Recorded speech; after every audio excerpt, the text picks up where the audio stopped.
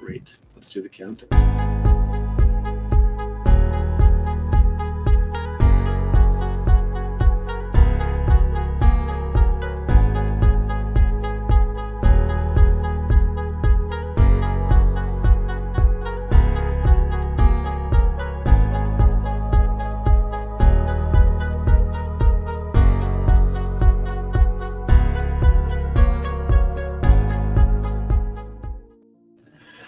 Hello, welcome to Rogue Council episode 3, where we talk about episode 2.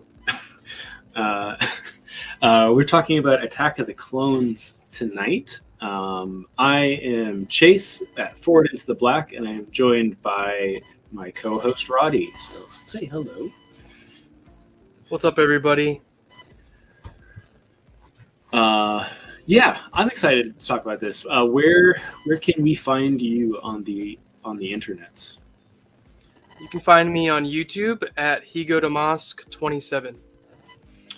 Awesome. Yeah, you can find me mostly on TikTok.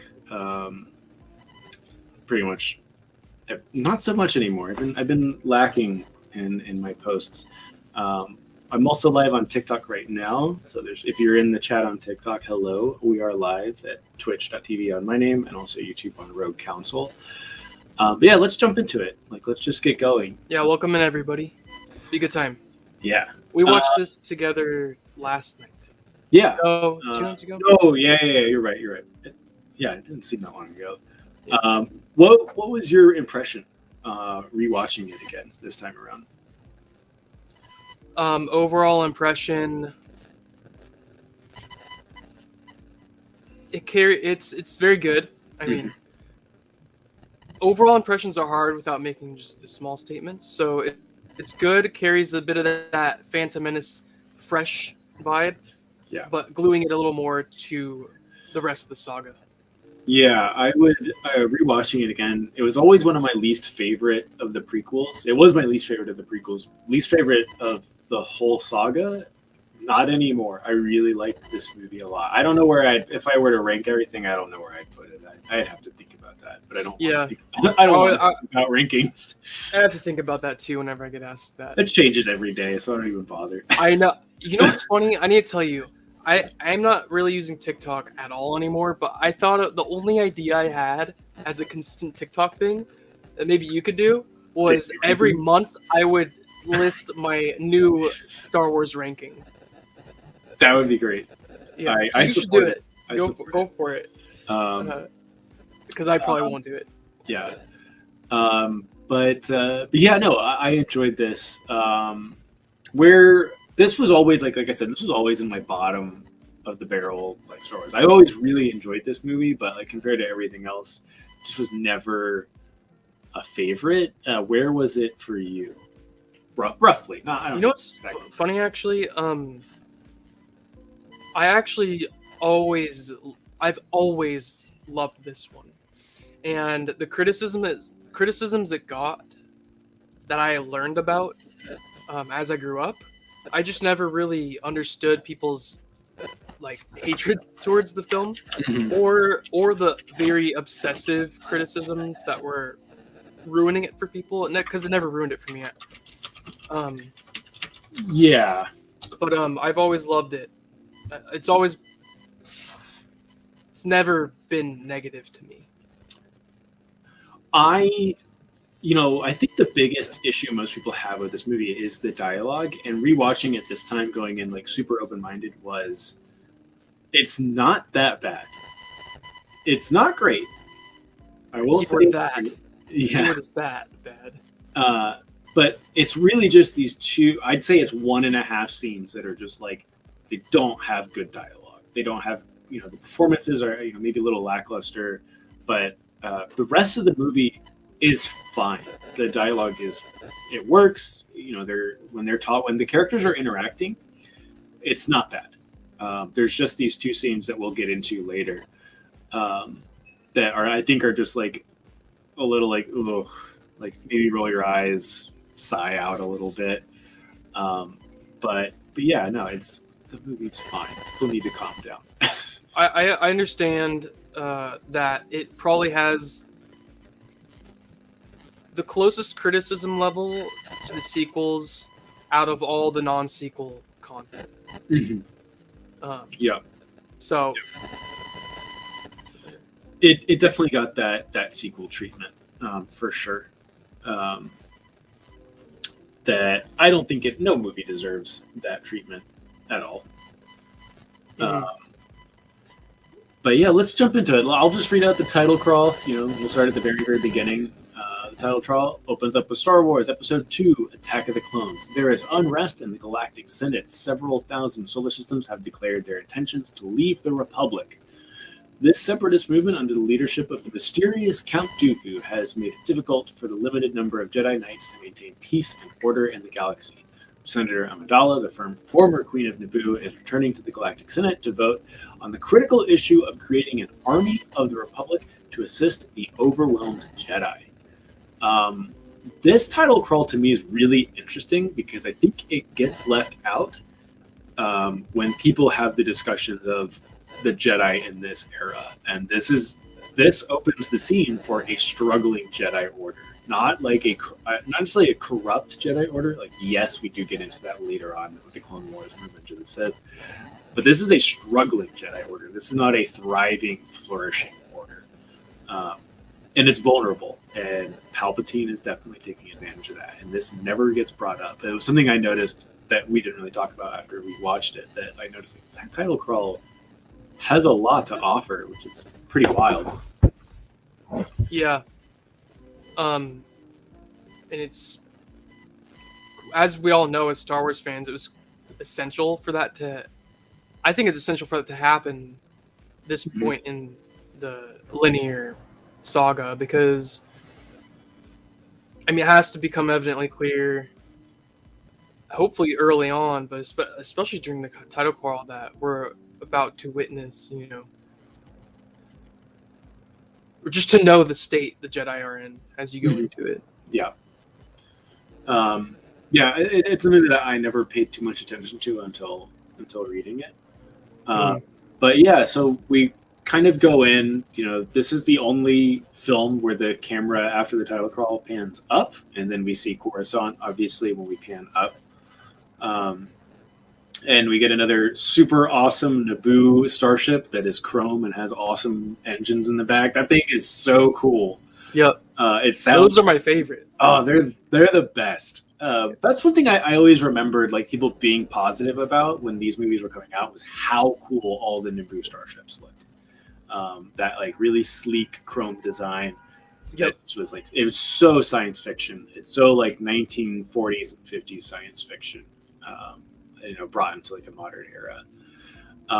It also meshed well with the vaporwave and like pop aesthetics, glam pop aesthetics that were the good ones of the time, which is interesting to me.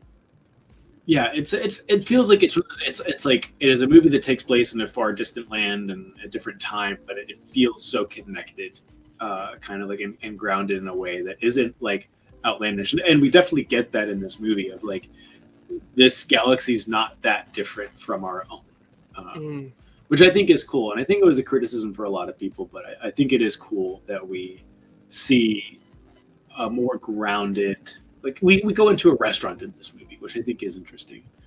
But yeah, we'll get to that when we get to that. So the Naboo starship lands on a landing pad. The Naboo security walks out and they make a quick quip about how, I was wrong. There was no danger. And right on cue, the starship explodes. And it kills basically the decoy for the Queen. And it's something I think is interesting, and something we'll talk about when we get to the sequels, is just these small interactions that I think characters have. And Padme has one, and it's this, Padme is on the way to settle this dispute of the army from the Republic, and her while there's burning shrapnel like flying around her, she is holding her decoy and like trying to make sure she's okay, even though she's dying, and she's like nothing else matters except for making sure this decoy is okay, which speaks volumes about Padme's character. Mm. But it's just one of those things. It's like we start to see a lot of these little details of like this character development, and not just like what people say and what people do in the grand scheme of things. It's these little things that they do. She immediately goes to the decoy. She's not, running from the wreckage. She's not trying to get to safety. She's immediately checking on someone, which I think is awesome. Yeah, it shows her level of care, and I think she's also very, like I said in the last one in commentary to her personality, it's what she has that Palpatine lacks is warmth. They both have that icy, practical. Let's get with it. And so I think that scene also, if I remember correctly, she is showing deep care for her decoy, but she's also just very business. Like, let's get this done. Let's do what we have to do. And so that's why I love Padme so much. She's both. She's very practical and efficient, and so deeply caring about everyone and everything. She has the time to be a person, and I think a lot of the people that we are introduced to in these movies don't have that time. They're not even necessarily like the villains. It's just the side characters. They don't have the time to care. They don't have the time to like show emotion. But like Padme and some other main key characters within the saga do that really well. I think the other one would be like Rey does it really well. But it's such an interesting thing, because I think that scene really does set the stage for the Padme we're going to get to know in the rest of this movie, because she's awesome in this movie. But we kind of fast forward briefly into Chancellor Palpatine's office, where the Jedi, Padme, and other senators are meeting, kind of discussing the current state. Hello, Cat.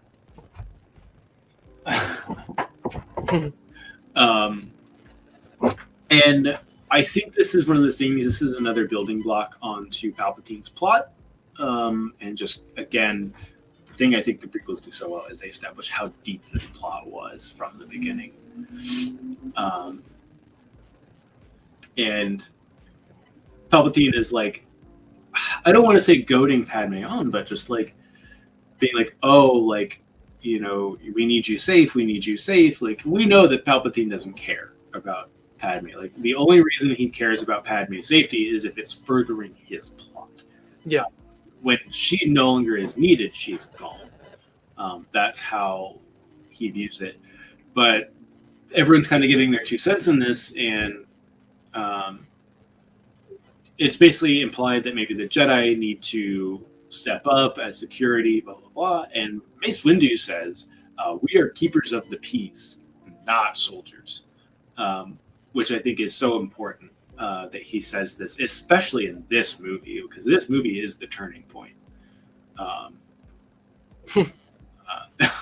It really, I mean, this is the start of like the Jedi army, basically, like Jedi becoming the generals of the clone army. Since the well, it's not canon, but the Army of Light.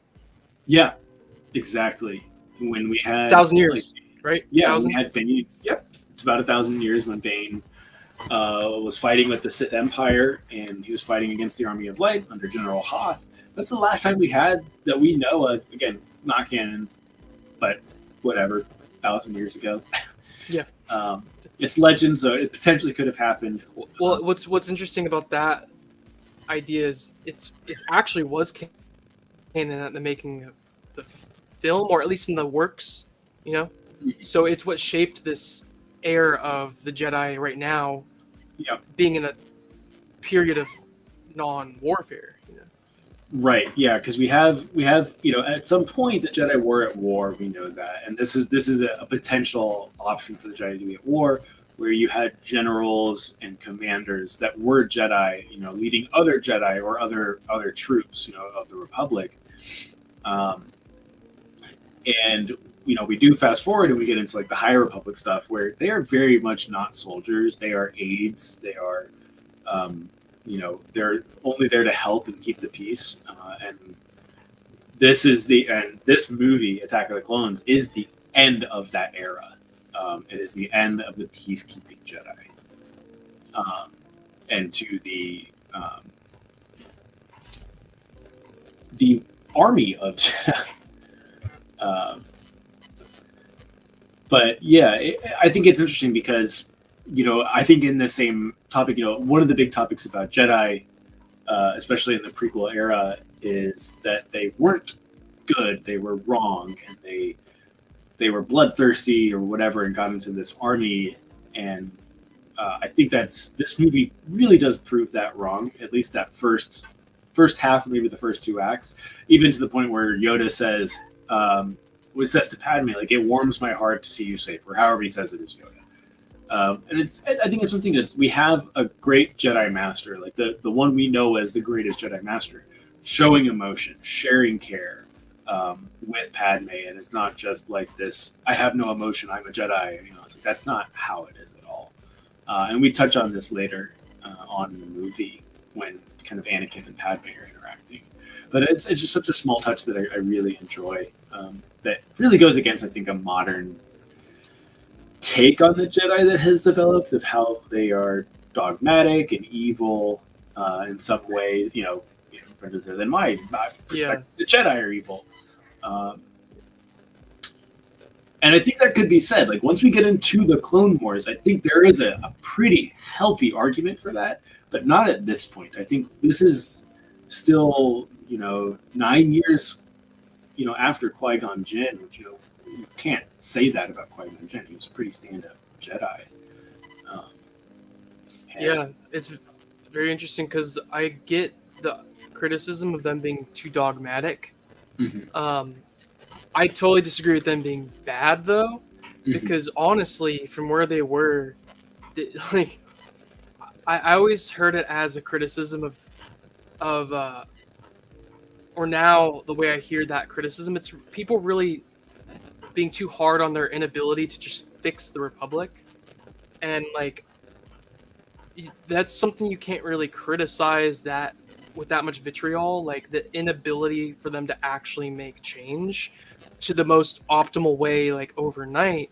And it's a mix of the dogma criticism bleeding into the issue. Mhm. And I'm like, to me, I think of Atris from KOTOR, and it's like, I do see her tendencies sometimes in the prequels, but at the same time, it's totally different context. Like, that doesn't make even Atris inherently bad, for instance. Yeah. It's a weird thing because I think it reflects, kind of like in modern day religions, like we get a lot of criticism in modern day religions where you have these instances where someone maybe leaves a particular religion, and it was because, maybe their parents pushed them into it, or because something with the establishment involved in that religion did something. But it was never, very, very rarely do you hear the religion itself was the issue. Like, if we break down, most religions of the world, it is a pretty much a mantra of how to be a good person, and how to take care of the world you live in. That's most modern religions. There's not really a criticism about that. It's pretty hard to criticize of hey, be good. It's like, if you want to argue that, I think we have our own problems. Exactly. It's the inability to separate the the bad from the good, and it's like, and people just I know how that works, and it's just you focus too much on the dogma, and the second someone realizes that one Jedi tendency happens to be dogmatic towards understanding perspectives elsewhere in the universe. Yep. Like, you can't let that one criticism cancel the Jedi, or Right. totally obliterate and pretty much blame them for.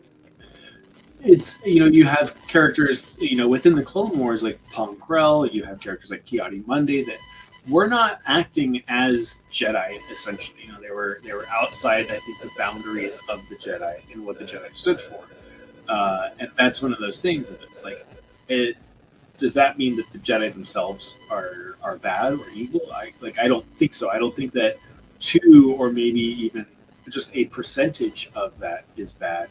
or maybe the inner workings of the Jedi Temple on Coruscant are bad, but you have other Jedi. We do know there were other Jedi temples out there, and we don't really see those in these movies. But like the people that were operating out of there, they have been much better at being Jedi than what was going on in Coruscant when they were so closely tied to the Republic. And again, it comes back to like, is it really, let's just look at like modern, American Western Christianity.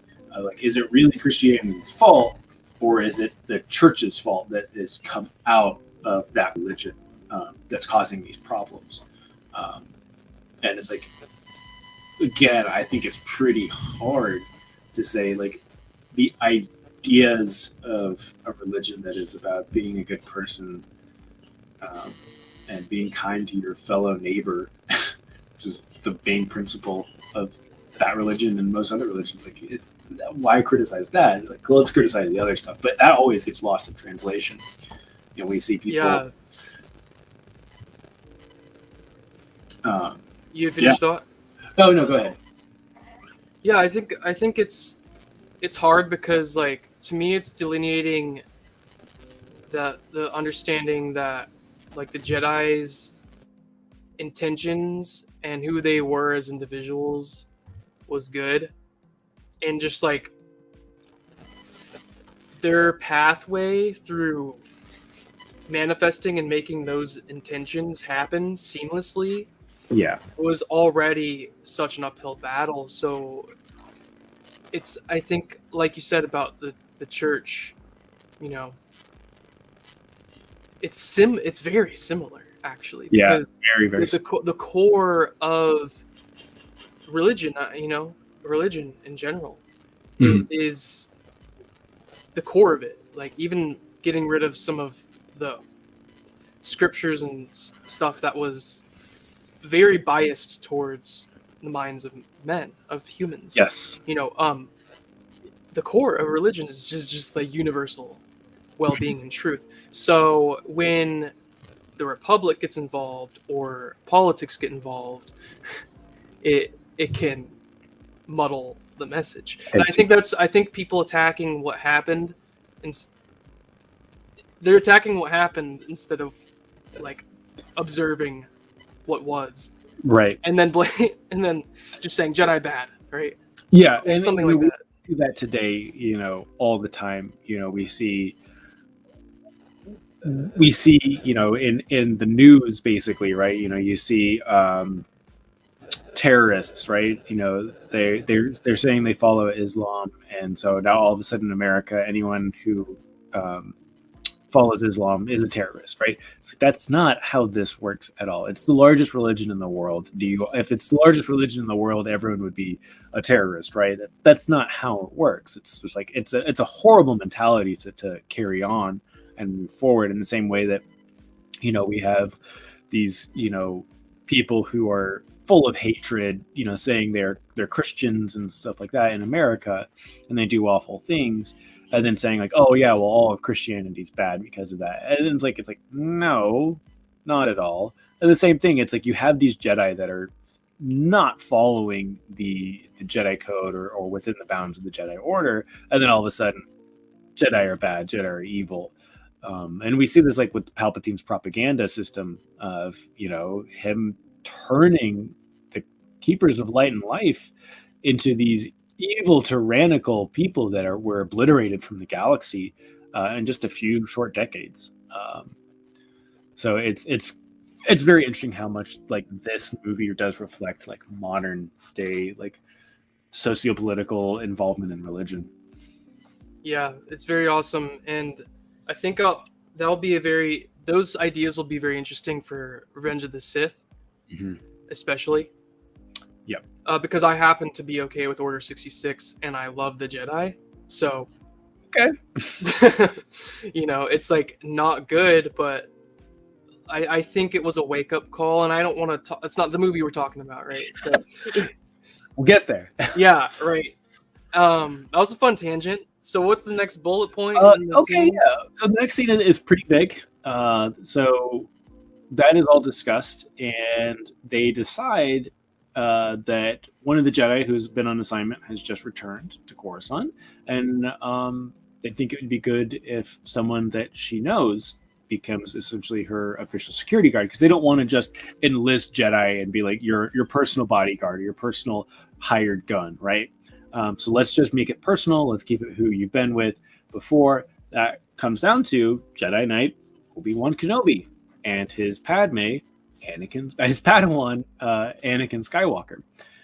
So we flash to the next scene of Obi-Wan and Anakin and the elevator going up this massive skyscraper to Padme's estate.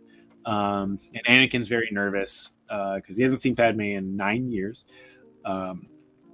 And they finally see each other again, and he is this awkward mess, as any teenager his age would be, is an awkward mess of like, oh, this girl I had a crush on when I was young, I'm seeing her now, I'm older, she's older. Very awkward. And then we kind of get the sit down with Obi-Wan, Anakin, and Padme. And Anakin is like ready to impress Padme and is saying like, oh, we're going to make sure we find out who's trying to kill you. We're going to figure this out. And Obi-Wan is just shutting him down. Pretty much everything he says, like, we are here to make sure she is safe. That is it. Like, do not overstep your boundaries. This is not our business. This is not our place. Again, a huge involvement of like, the Jedi are not soldiers. They're not cops. They're not detectives.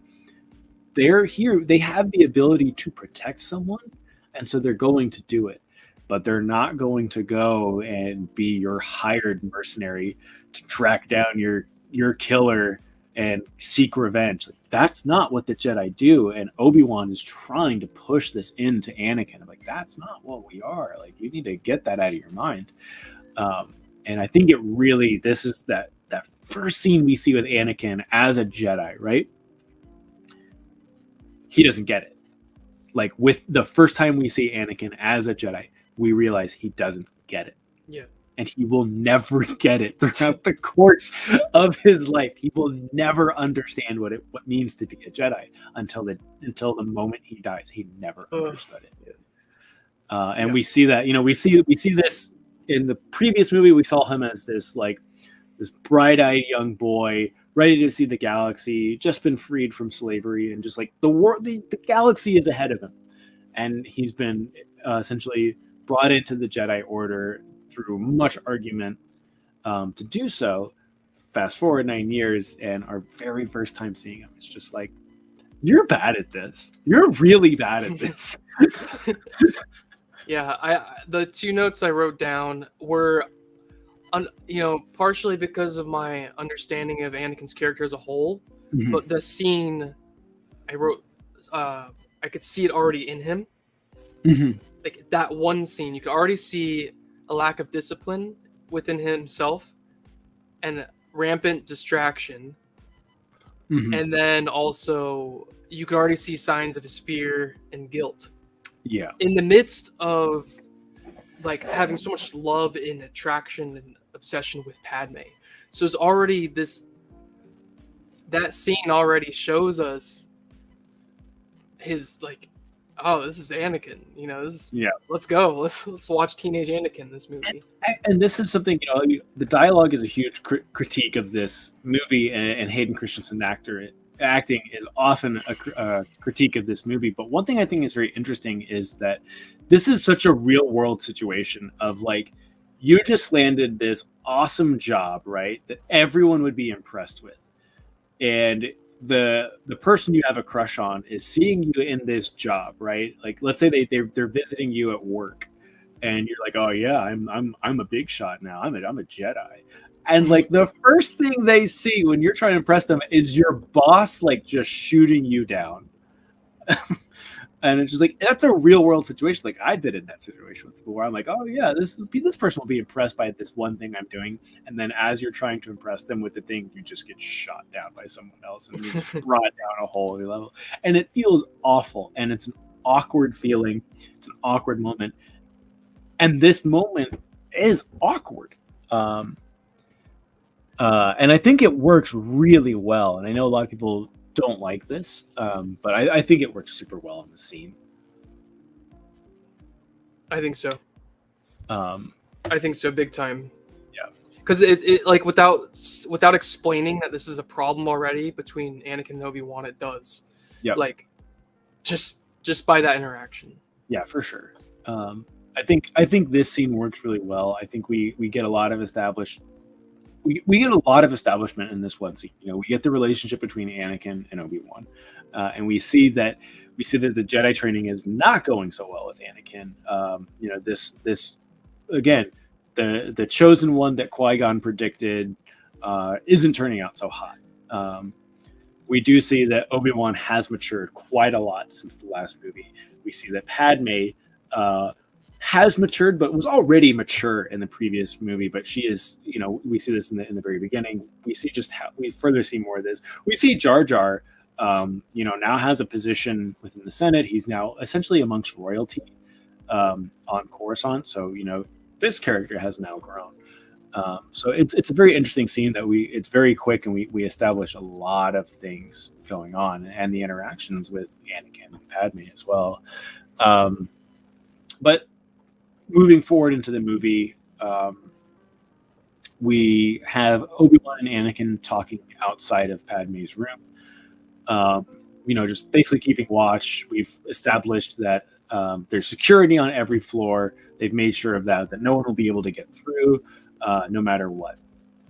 And then we get a scene basically where we see some bounty hunters, one that looks really familiar to us, but is a different color, and then another bounty hunter we've never seen, and they're clearly plotting to do something nefarious. And then we see a droid flying through the there's no streets on Coruscant, so through the airways of Coruscant, to Padme's estate. And one thing about this scene I thought was really funny that someone had brought up a long time ago is Palpatine hires a bounty hunter to kill Padme. The bounty hunter hires another bounty hunter to kill Padme. That bounty hunter sends bugs to kill Padme. And I'm like, it would have worked really well if Palpatine would have just gone there and done it. Oh my god, that is too. And it's funny. something like I when someone pointed that out to me a while ago. I haven't watched it since then, and that was all I could think during that exchange. Was like, this is the most convoluted assassination attempt of all time. He's being very cautious. He's like, you're gonna hire someone who's gonna hire someone who cannot kill the person, but make sure they end up dead. This cannot be tracked back to me. That's hilarious, actually. That's so funny. Yeah, he's sitting there frustrated in his suite in his room, and just like, no one can do this. You know what happens is like he's there, you know, he's got the Force, and he's like, all right, and then he probably just hears lightsabers, and he's like, God damn it, this is a bad idea. It's like he knows what happens. I heard lightsabers; those bugs are dead. Palpatine just fuming in his office. It's funny. But yes, so the bugs, this little droid cuts a little laser hole into the glass and sends these nasty-looking centipedes in there. R2's scanning the room. The bugs are there, crawling all over Padme, very creepy. And then we cut back to the outside of the room, and Anakin and Obi-Wan are back at it bickering, which is just going to be a consistent theme, essentially, until Episode 4. And all of a sudden, both of them jerk, and they like, you know, it's like, what is it? Oh, I feel it too. They've sensed what's going on in the room. They come in. Anakin very precisely kills those bugs that are crawling on Padme, and Padme is unscathed. So we do see what I think is really interesting about this scene is that even though his conduct and the way he presents himself as a Jedi is not up to par, his skill as a Jedi is there. He can swing that lightsaber twice, knock out 2 bugs without really knowing where they are, and not touching the person that they're on. Like, as a combatant, yes, he's good. He's good with a lightsaber, and they mention this later on in the movie that he is a very, very skilled with the lightsaber. And we see this. We see how good he is. Because that would easily just kill. If I tried that, that would not end well for Padme. I love Zam, I think is her name. Her speeder, the assassin. Yeah, the bounty hunter. The thing is I think like her little gun port on that speeder is also really cool. Where she just kind of sets it in, just closes underneath, and hides the gun. So Obi-Wan, and this is one thing I think is really cool because this is Obi-Wan showing that he is proactive. We kind of have gotten this thing that Obi-Wan wants to take this easy and slow. Obi-Wan is the one that jumps out the window, like just full on bursts through that window to catch that droid. And he's on it. And this is the beginning of the Coruscant chase, which is such a cool scene just visually. We're starting to see all these different aspects of Coruscant and how detailed this world is. And we basically see the bounty hunter realize that the droid is coming back, but there is someone attached to the droid. And so we see that cycler rifle come out and shoots the droid, and Obi-Wan falls. And then meanwhile, Anakin is stealing a speeder from a random lot. And so he is driving this car, and it looks like a 1950s car, which again, I think this is kind of going back to this grounded feeling of like, this is how your regular person travels around on Coruscant. They're not in some luxurious Naboo starship. They're not on the Millennium Falcon. This is just how people, go to and from, and the busy world of Coruscant is just regular, normal speeders. They don't have guns. They don't have hyperdrives. I think this is a really cool thing to see. This is just what people get around on, and this becomes a really cool scene. And what I think is really interesting about this scene, outside of the visual like coolness of it, is more of Anakin's personality is coming through when they are doing that dive after the bounty hunter, and he is not pulling up when that big vehicle is coming through, and he's smiling and like this. He's supposed to be catching the bounty hunter that tried to kill the girl that he has a crush on, and he's goofing off. Like, and this is such an interesting thing about his character to me is that this is one of the one times I think you should be taking this pretty seriously, and you can't. And I think that's really interesting. They end up losing the bounty hunter after this chase, and Obi-Wan begins lecturing him about it, and all of a sudden he starts looking around, and then we start to see more of his character come out. He jumps out of the speeder and just starts falling through this like very dangerous situation, like we're how many meters up, and just jumps out the speeder. And he lands on the bounty hunter's speeder. This inevitably, with more visual flair, results in the speeder essentially crashing with Anakin and the bounty hunter getting away and running into a bar. Obi-Wan catches up with Anakin eventually. After catching the lightsaber, I did forget, he catches the lightsaber that Anakin loses while on the speeder, which will become a recurring theme for Anakin. And they walk into the bar, and Obi-Wan basically says he's going to go get a drink, while Anakin looks for the bounty hunter. And interesting thing about this little scene that I like to point out is the famous death stick scene happens here, where Obi-Wan is at the bar, and a guy with antenna comes out, and he says, "Oh, you want to buy some death sticks?" And Obi-Wan does the whole, "You don't want to buy some death sticks. You want to go home and rethink your life." Two things about this scene that I think are really cool is how little it takes a lot of times for Jedi to fix something. And his name's Olan Sleaze Bogano, I believe is his name. And just the Jedi mind trick is enough to fix that guy's life. And there's a backstory to him that is actually really sad, and the story that happens afterward also really sad. But that is Mouse from The Matrix. Oh, it is. Yeah. And have a red drink and a blue drink in front of Mouse, very much on purpose, as homage to The Matrix. So I think that's a really cool little homage to The Matrix. But I think that's also a really cool thing of it's just like how good this first like act of this movie is really demonstrating how good the Jedi are.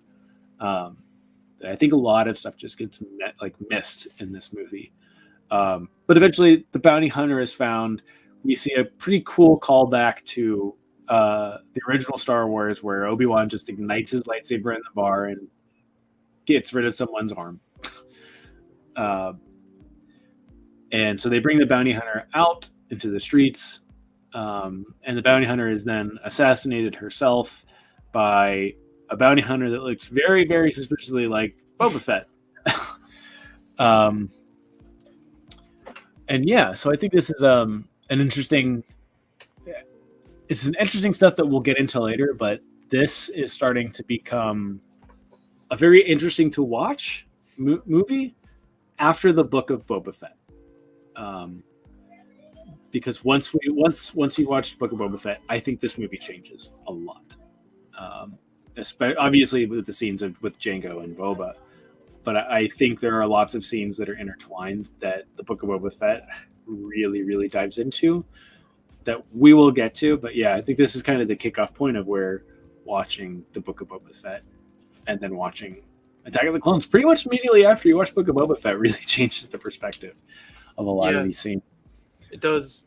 And I wanted to say that the comparison between honestly, it does obviously have to do with Obi-Wan and Anakin. Mm-hmm. But what you mentioned about Obi-Wan and how easy it was for him to just not... That was like the most benign mind trick I've seen. Mm-hmm. That was... I typed in the importance of the type and substance of influence. And It's like Obi-Wan has a very hands-off, only beneficial influence most of the time. And then Anakin is this like... He gets stuff done, but what I love about this sequence that you just described, that you just literally just recited, Attack of the Clones does it so well. They describe characters and they tell stories and they teach through just an action sequence. Like that was really good. That was all action, and you already learned so much about Obi-Wan and Anakin individually. Yep. And I never really thought about that. I gave it much thought until now, but it is storytelling purely through that. And his jump off the speeder after he just picked up Obi-Wan from falling, he decides to fall more. It's like, I didn't think about that. Is that something, And it's something that you could, that would be a moment of, saying, oh, Master Kenobi, the bounty hunter's down there, and then jump. You could make that decision. You could do that and then understand, communicate with the person you're with, trying to track this person down. Anakin chooses not to do that. He's just going to do this the way he wants to do it, which again, where you're going to see this so much more throughout this movie and the next movie. And you see this in the Clone Wars a lot. Yeah. Anakin's going to do what Anakin wants to do, and it is his downfall. It's filled with impatience and hasty, like frantic emotions, and like you said, we'll see time and time again. So they retrieve a dart from the neck of the bounty hunter, and they make the decision that it is safer for Padme to no longer be on Naboo. I'm sorry, no longer be on Coruscant, and that they should bring Padme back to Naboo. And this is the one scene where I think we have a really good interaction with Padme, and this is where I start to agree with a lot of the people when they start critiquing the dialogue of this movie. As she is packing to get ready for Naboo, she's very frustrated that she's leaving with the Jedi. This is one of the most pivotal moments for her and her career as a senator, and also for the Republic and for the saga at large. And they are forcing her to leave because she says She's very upset that she's missing out while they're deciding about the Military Creation Act, was as in, do they get an army to fight the separatists? She doesn't believe they should do that. And there are people obviously alongside her that agree with her. We see this and we see this a lot in the Clone Wars. Once the Clone Wars have started, that she wants this war to be over with as soon as possible. And it drags on for far too long, but this is something that she is not thinking, like a politician, in like the negative aspect of a politician. She is thinking, we have a chance to end this conflict. It's not yet a war, but we have a chance to stop this before it starts, and you're pulling me away. And in a way, her going back to Naboo makes it so she can't stop the Clone Wars from happening. It's like it all happens. Thank you. I never noticed that detail, and that's probably, in terms of the Republic and the Senate happenings, it's probably the most important detail. Yes.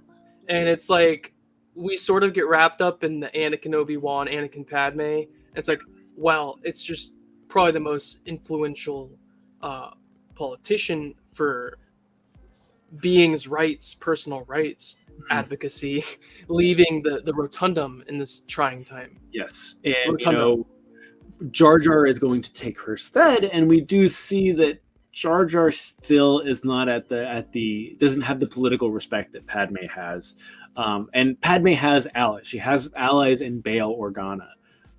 She has, and we see in the Clone Wars that she has even more allies in this. But we do see that she has allies. It's not like this one person is going to sway all of the Republic, but her and her allies have a chance, and she's the strongest speaker on this, and they're pulling her away.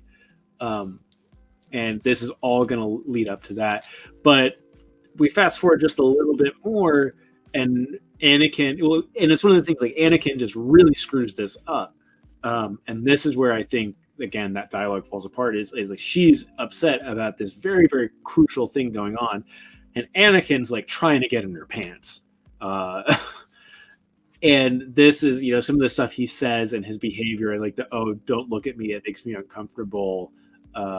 Like, it is not great, to say the least, but it is such a small interaction that I would basically call it a micro scene, where it's just this pretty good setup of a scene that is just like torn away by Anakin saying really weird things to Padme. And it's like, for me, like, when I look back on it, and I'm like, yeah, this is a really weird bit, but it's, again, we're talking, I don't even think more than a minute of this film, of this like 2.5 hour film almost. Like, there's 1 minute here, and there's a part later on that is just really, like, I would say eye-rollingly not great, not the best. And I think this is like where we sort of get into, like, are we really that upset over just these little interactions? Go so? What if people are so upset because Anakin's acting so terribly, and yes, their conscious mind is like, I hate this acting, I hate it so much. I've always looked at it as like, man, Anakin is really trash, Yeah. But it's like I understand. I think we should talk about that thing, that aspect of it, on the Naboo romance scene, fireplace, for sure, like for that sure. whole thing, because it's like so much happening that is a part of the story. Like this scene, the one you said, it is under 1 minute, I think, or it's about 1 minute, 1 or 2 minutes. This scene we're talking about now, it is like, why is it here? It's so cringe. But like, you're actually the individual who helped me understand Anakin is supposed to be emotionally unstable. Yes. He's supposed to be a mess.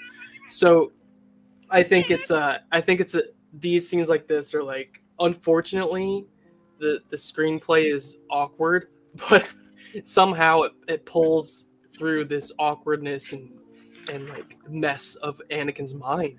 And I think that's, to me, that's just like, it's just something for me, really. it's nothing really to talk about. But that's fascinating, like how it can be so cringy, but it also assists in Anakin's downfall story.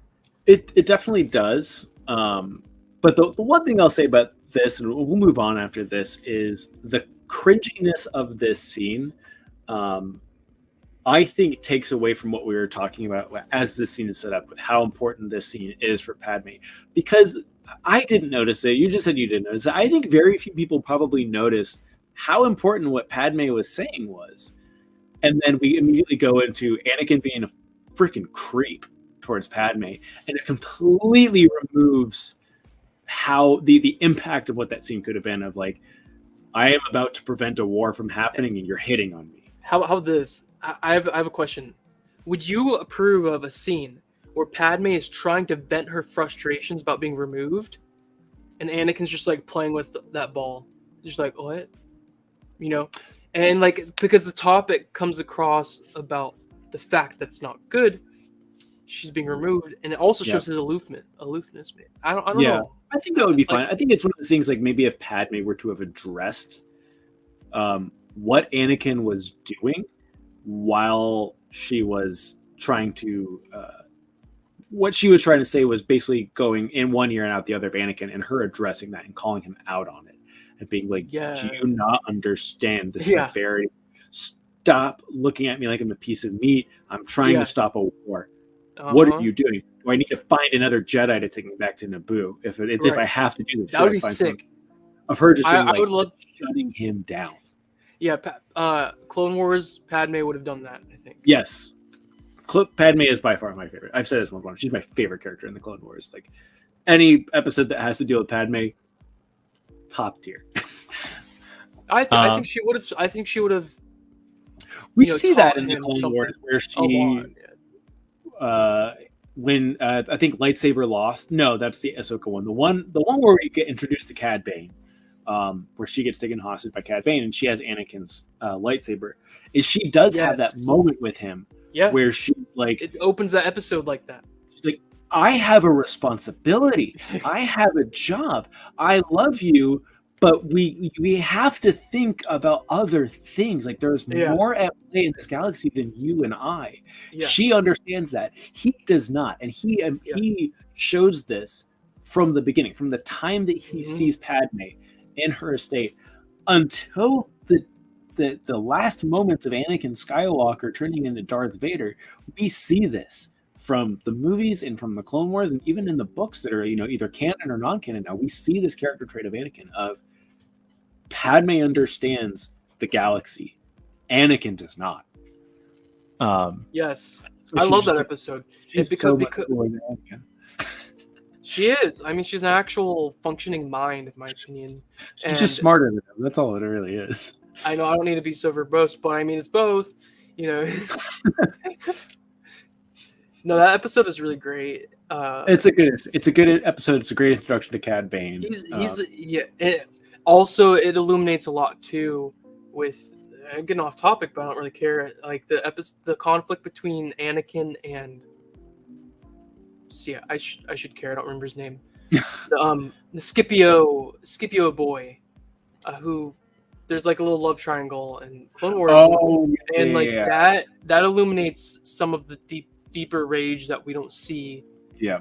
Even in the prequels in Anakin, it's pretty fascinating stuff. I need to finish the Clone Wars. I hope I don't think I spoiled anything, because I think that was a season. No, I know which when Padme is like pretending to be in love to get information and like data on like the Separatist plans. Yeah, no, that's a great episode. Where again we see that interaction, we see that huge difference, and we'll definitely dive more as we kind of continue on in this movie. Like, we see this elaborate more and more of like the difference between Padme and Anakin. And it's like I think it's always amazing how much she loves Anakin when she has every right to not care about him. It just makes her a better person, Well, I start thinking about how she might just simply have gotten caught up with him too quickly, and since she is a being who can deeply feel and think at the same time, she's not just gonna abandon him. She's gonna abandon him when it literally becomes episode 3. Mhm. Like that's how far she'll hold out for his uh betterment, like holding on, and it's like, I don't know, like, good job, Padme, like you are strong, you're strong. I'm not the first person to say this, but I can't remember who I heard it from, but someone said that Padme is the Jedi that Anakin was supposed to be. She doesn't have the attunement to the Force, obviously, that Anakin does, but her mental state, her ability to like rationally think and think of everything but herself. Like she never really thinks about herself. She's always thinking about where is my place with everything around me. And that is a very Jedi way of looking at it. She, again, like, I think that's such a good way of looking at it. And that's why their relationship is so important, because she's everything he needs to be and he isn't. Yeah, maybe we could do a show on this later, but I do want to chime in quickly because I do have this like idea of Padme being very introspective on where she's at in life. Mhm. And I do think that I was misconstruing this thing with the Jedi where I think a lot of them are martyrs and they lose track of their own self, which if you lose track of your own self, you fall. I mean, Right. and Always. so like with Padme, yes, like I think in order for her to get to what you're talking about, she had to know herself and how she's working and what she needs and wants like really well. So I always did like the Sith thing is like only selfish tendencies. Yep. Extreme Jedi, which can be bad too, is like only thinking about the galaxy. And I think that's why we often find people portraying the best Force traits as non-Jedi Mhm. and non-Sith. Yep. Which is something we get that with Padme, and I think we got to rewatch Revenge of the Sith, but she has the best traits, and again, she's not a Jedi. She has all the Jedi traits, but she's not a Jedi. Which is her and Shmi, I think are great examples of that, of like these really amazing people that would make the best Jedi and just aren't. But yeah, let's keep trucking through, because the next scene is a controversial scene, but I actually really love this scene. The scene of Dex's diner. And this is where Obi-Wan travels to this diner kind of on like a more ground level of Coruscant, and we see this diner that literally just looks like a 1950s diner right outside of like the California in the United States in the 50s. Like and I understand like the idea that people are upset about it is like it is a little too on the nose of like a 1950s diner, but at the same time, like this is a restaurant on Coruscant, and we're going to see something like this at some point. We have seen cantinas and bars. The Mos Eisley cantina is a cantina full of aliens, but it's the same layout as if you were to walk into a bar in New York City. There are bars that look just like that unintentionally.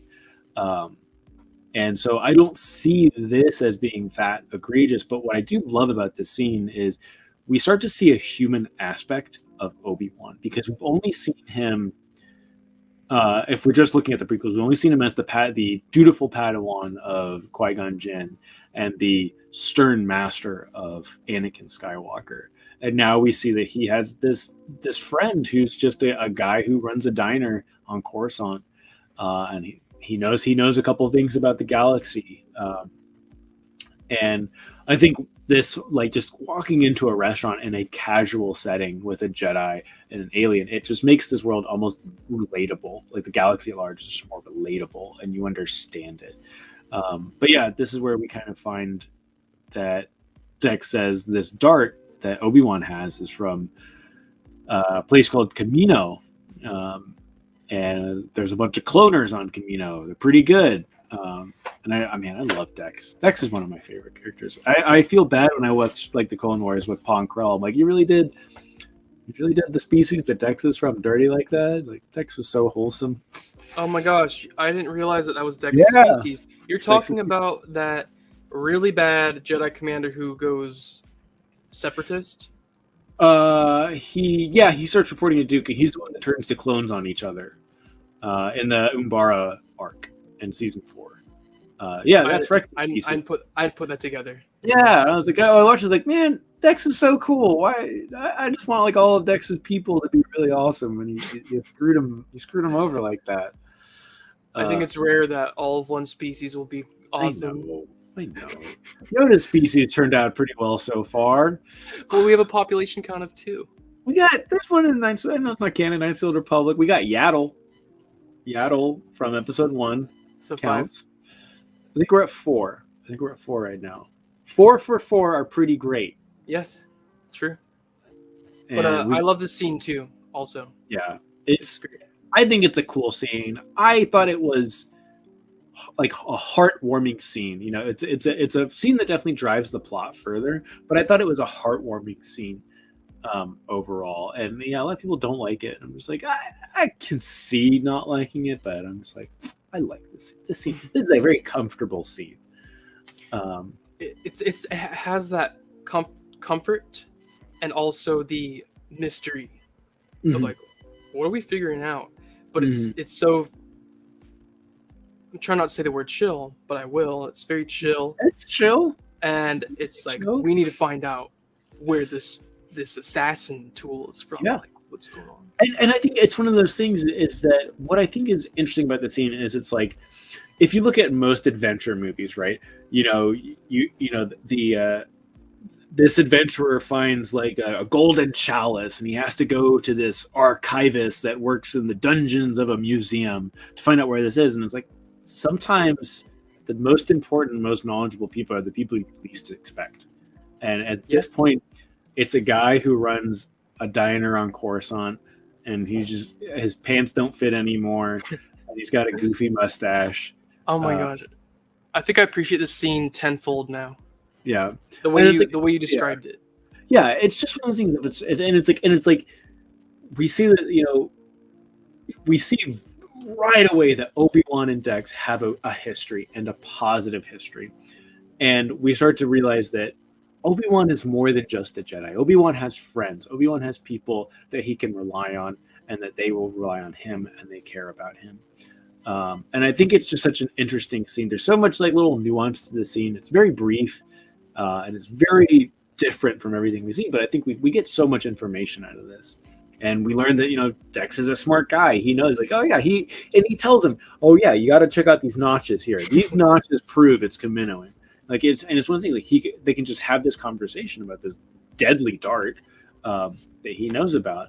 And this leads us back to the Jedi Temple, where we meet Jocasta Nu for the first time. And Obi-Wan is looking for the system that this planet is in that Dex is talking about, because he kind of gave him a rough area where it is, and it's not showing up. And this is, I think, our first hint that there is, I don't want to say corruption, but there is an arrogance to this era of Jedi, because Jocasta Nu basically says, if it's not in the archives, it doesn't exist. Like, we know everything. We have all the answers. We're the Jedi. We are infallible. And I think this is that first hint of the Jedi are not as good as they seem. And I hesitate to say it that way. But that there is an issue arising within the Jedi Order. Because it's like there's no way that you know absolutely everything, especially in the last movie, when Qui-Gon Jinn didn't know that Toydarians were immune to the Force. Like, so there's clearly gaps that you have here, and the Jedi they're confident that they know everything. Yeah, it's an arrogance it's gonna sound harsh, an arrogance based in incompetency, in my opinion. Mm-hmm. But I would say that any sort of arrogance at all is already incompetent. You should never be arrogant. It's mainly like they've been so sure of knowing everything in the galaxy, being able to solve most issues that they lay their hands upon, that it's hit this like almost boiling point of like they're innocent but they're guilty of being comfortable as being Yeah. we're the holy wizards of the galaxy. And even as like as a fourth wall perspective, like as an outside perspective, you kind of understand like Dex gave like not specific instructions, but he says, "Oh, it's past the outer rim, going into the unknown regions, And so we know this, right? We know that especially when they do a pretty good job of representing where it is on the map, and it's like it's getting out there to the unknown regions where there's uncharted hyperspace routes. There's lots of stuff we don't know is going on. We learn later on, that the Chiss Ascendancy is out there, like that's even in canon, and it's like that was a whole essential species that no one really knew about at this time. And for a Jedi archivist to kind of say that is alarming and concerning. But to make this more positive, this is I think the first time, when we talked to Jocasta Nu, it's an older human woman that is a Jedi, but is more like a Jedi librarian. And I think, again, we are still establishing that not every Jedi is a lightsaber wielding, trick spinning, and force pushing hero. Sometimes they're just there as a scholar. In the same way, again, religions have scholars. They have people who study very deeply the origins of what they believe, and that is their whole goal. Their whole goal is not to go on mission trips or preach to a congregation. Their goal is just to get a better understanding of everything around them. Mm-hmm. That's what Jocasta Nu is. Now, is Jocasta Nu the best at what she does? Clearly not. And I'd say there's a possibility she might be the best at what she does, but there's that aspect of that. Mm-hmm. We find out later what happened in the Clone Wars. We find out what happened to this information. Yeah, or actually find out first out through the prequel content. Yeah, I don't mean to interrupt and go there, but she could be the best, but she doesn't mean she's special, but like she could be the best. But that removal of this blip of information is like, it shows how simple a little tick in their pretty good system. Yeah. How far they go. But it is awesome. I love her as a character. She's great. The archives. The archives, I want to live in the archives. Yes. The archives are so cool. When we see that there's so much information that is in the Jedi Temple on Coruscant, it's one of those things like, props to the set design of like, there's no books, but you can tell it's a library. Just how they did that set, or I think that was mostly 3D. Just based on how well that was put together, like it's very much you see that there's a lot of knowledge in there, and just through set design and like visual storytelling, like there's a lot in here that would be really interesting to see. This is where Obi-Wan has gone to find information, so we get that kind of through there. Hey, when you read Bane, Rule of 2, when Xana infiltrates the Jedi archives, yes, did you use that sort of 100% visual understanding when you read that part? Yes, that's what I was thinking she was going through when she's infiltrating the Jedi archives. I'm like, yeah, this is just the scene from Attack of the Clones. I assume it was pretty much unaltered in that, and so that's a cool scene that I do remember. I need to reread that book and the third. I reread the first book not that long ago. I do need to reread the second book. I think Karpyshyn. Once again, I'm not trying to go off topic, but those books build. I want to reread them also. They build, and they're fun books. Quality. Really fun books. Yeah. But yeah, so kind of like this scene kind of piggybacks into another scene where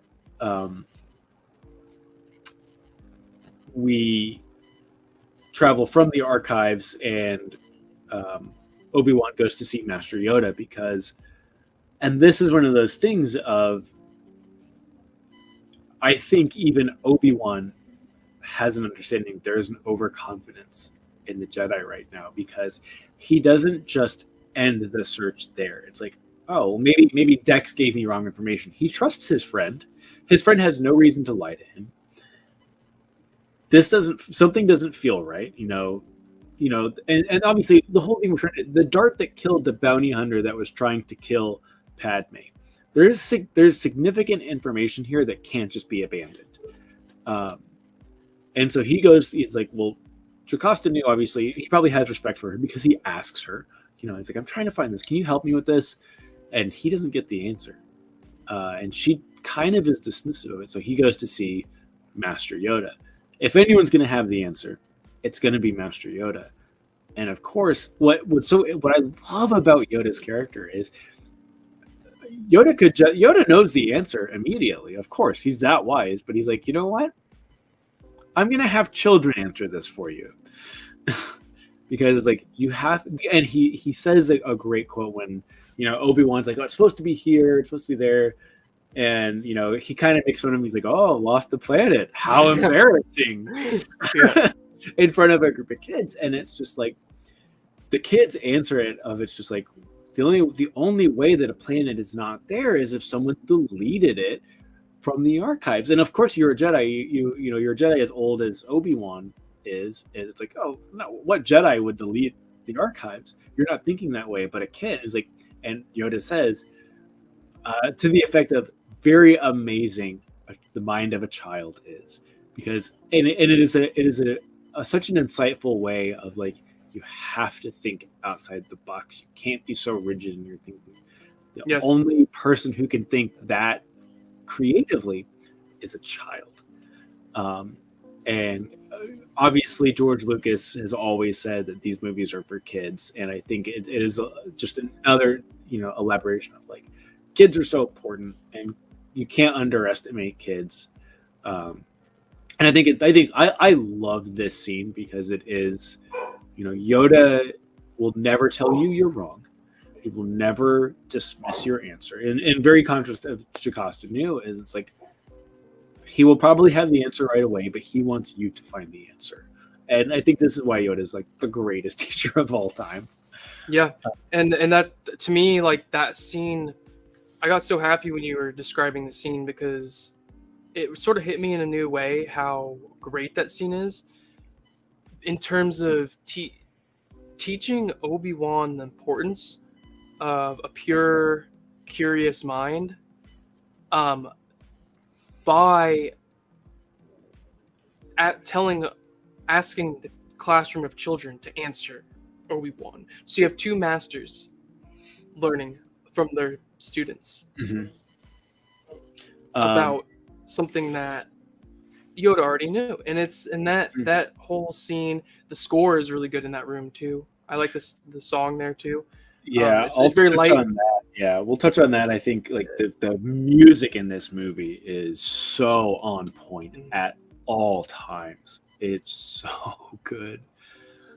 But yeah, I love this scene. I love the visuals of it. The visual of the galaxy map is really cool.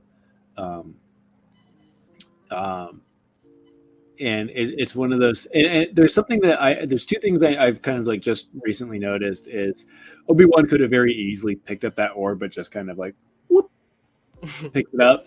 And we see this kind of later with Anakin and Padme, where it's like Anakin has this very high regard for Obi-Wan. It's like when he's playing with the food, basically. And it's like, he's like, oh, Obi-Wan would hate. Yeah, he's like, oh, Obi-Wan would be so mad if he saw me doing this. And it's like, contrast it to like, 15 minutes earlier. It's like, Obi-Wan was like, yeah, I'm going to grab that with the Force. And we see this more in the Clone Wars, is that Obi-Wan is more lighthearted than Anakin believes he is. Which really does interestingly tie into like Revenge of the Sith and kind of like their falling out, deadly falling out. Yeah. Lightheartedness within the discipline seems to be key, I think. And that's what makes those who wield the Force that we see in the movies maintain their like stability, honestly. But yeah, I think that seems great. But yeah, it's one of those things that there's so much in this movie that I really appreciate. There's so much nuance into these little scenes that I think are really easy to miss if you're not paying attention. and maybe that's a downside to the film, but it's one of the things. Like I think if you just enjoy the film as it is, there's a lot of enjoyment to have. But there's so much to this movie that I Yeah, really enjoyed that I caught now that I never caught before. And we'll get into more of it. Um, but yeah, very good rewatch value. yes, yes. This is something that I think even if I were to rewatch this tonight after we do this, I will probably find more stuff that Yeah. I'm like, oh wow. Yeah. But so we kind of fast forward over to Naboo. Padme is back into the palace, and we do see Anakin and Padme kind of walking up the stairs in the Grand Palace of Theed with Padme's suitcases, and I don't know if this is the same place, but I think when they're walking on that that raised kind of pathway, um, the backdrop looks a lot like the walkway that Qui-Gon, Obi-Wan, and Jar Jar jump down when Padme is being escorted by the Separatists. And I don't know if it's the same spot, but it sure looks like it. So if it is, I think that's a cool homage to that scene. But yes, I think it's the same. It's definitely the same complex in Theed. Yes, I don't know if it's the same. That is a real set, if I'm not mistaken. I don't know if they went back to that location. That's I'm something. pretty sure it's in Spain or something like that. Yeah. But I think it was like it's a walk and talk scene where Padme and Anakin are kind of getting to know each other. They're kind of throwing back quips of like, oh, I don't like politicians, blah blah blah. But we kind of go into the palace with the new Queen of Naboo and Padme, and they're all talking, and you have some of the more important people on Naboo, and they're all kind of discussing what to do from here. With the Separatists kind of making more moves. Dooku is obviously behind a lot of this stuff, and Anakin keeps butting in while they're talking, and Padme really kind of gives him a the grown-ups are talking moment. Which again, like it keeps highlighting this difference between them of like, you don't know what you're talking about, and this is very important. It's one of those things. If we were talking about speeders or lightsabers, like sure, maybe we could have that conversation, or even if it was something you didn't know about, it's just a casual conversation. But Anakin is butting into a very, very important political discussion that the fate of this planet and potentially the fate of the galaxy is at stake here, and you are butting in with your 2 cents that doesn't matter and is not helping the conversation. And Padme shuts him down like immediately in front of everyone. Like she is not afraid to embarrass this guy. Like it's one of those things, like his personal feelings come second to making sure that the job that needs to be done is taken care of. And I think that's scene that we were talking about setting up, where I think it was in the same place. We do start to see that they are getting along very well now. But she still is not afraid to like just shut him down. And again, I think that's just more of Padme's character. Mm-hmm. Yeah, I think that was the first. Even as a kid, I remember that being very like in my face. Like, whoa, this guy is out of line. Hey, what is he doing? And yeah, it's just red flag territory. The start of like, it's probably in the major red flag territory. It's like, oh, okay, let's watch where this goes. Yeah, so I think that's an interesting scene. I think it's just a good Padme building scene, but it's also a brief scene. I think it's cool just that we do see that something I liked about Padme is that we see her in these very, very outlandish outfits in episode 1 all the time. And then we also see her as Padme, in the rags going to Tatooine.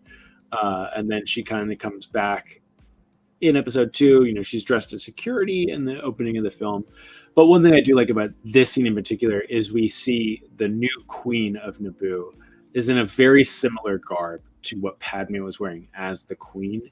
And I think it's one of those things of Padme only wears those outfits as long as she needs to, and then goes back to being a regular person, not just the queen, not just the senator. Because I think it establishes that that's not Padme's personality. That is just the queen, the traditional ceremonial queen garb. Is those outlandish outfits and outlandish makeup. So I think that's always like I think that was, I always thought that was a nice little touch. Mm-hmm. But this next scene, I think we're probably going to talk about a lot, because this is such a big part of the Clone Wars, and also now the Book of Boba Fett. And this is Obi-Wan actually going to Kamino. He goes to the center of this gravity well, and he and R4 find Kamino, and we see this super cool planet. There's just a giant storm with a little city pod on top of it, and he walks in, and it's bright white. And the doors are super cool. This planet feels more science fiction than anything we have seen so far. Like the closest would have been Utagunga, but seems like a more advanced version of that. Yeah. We see the Kaminoans, which are these super tall, long, lanky. They don't have any jerky movements. Everything is so buttery smooth with how they move. They feel very alien. I think more than any species we ever see in Star Wars, the Kaminoans feel alien. They feel very different.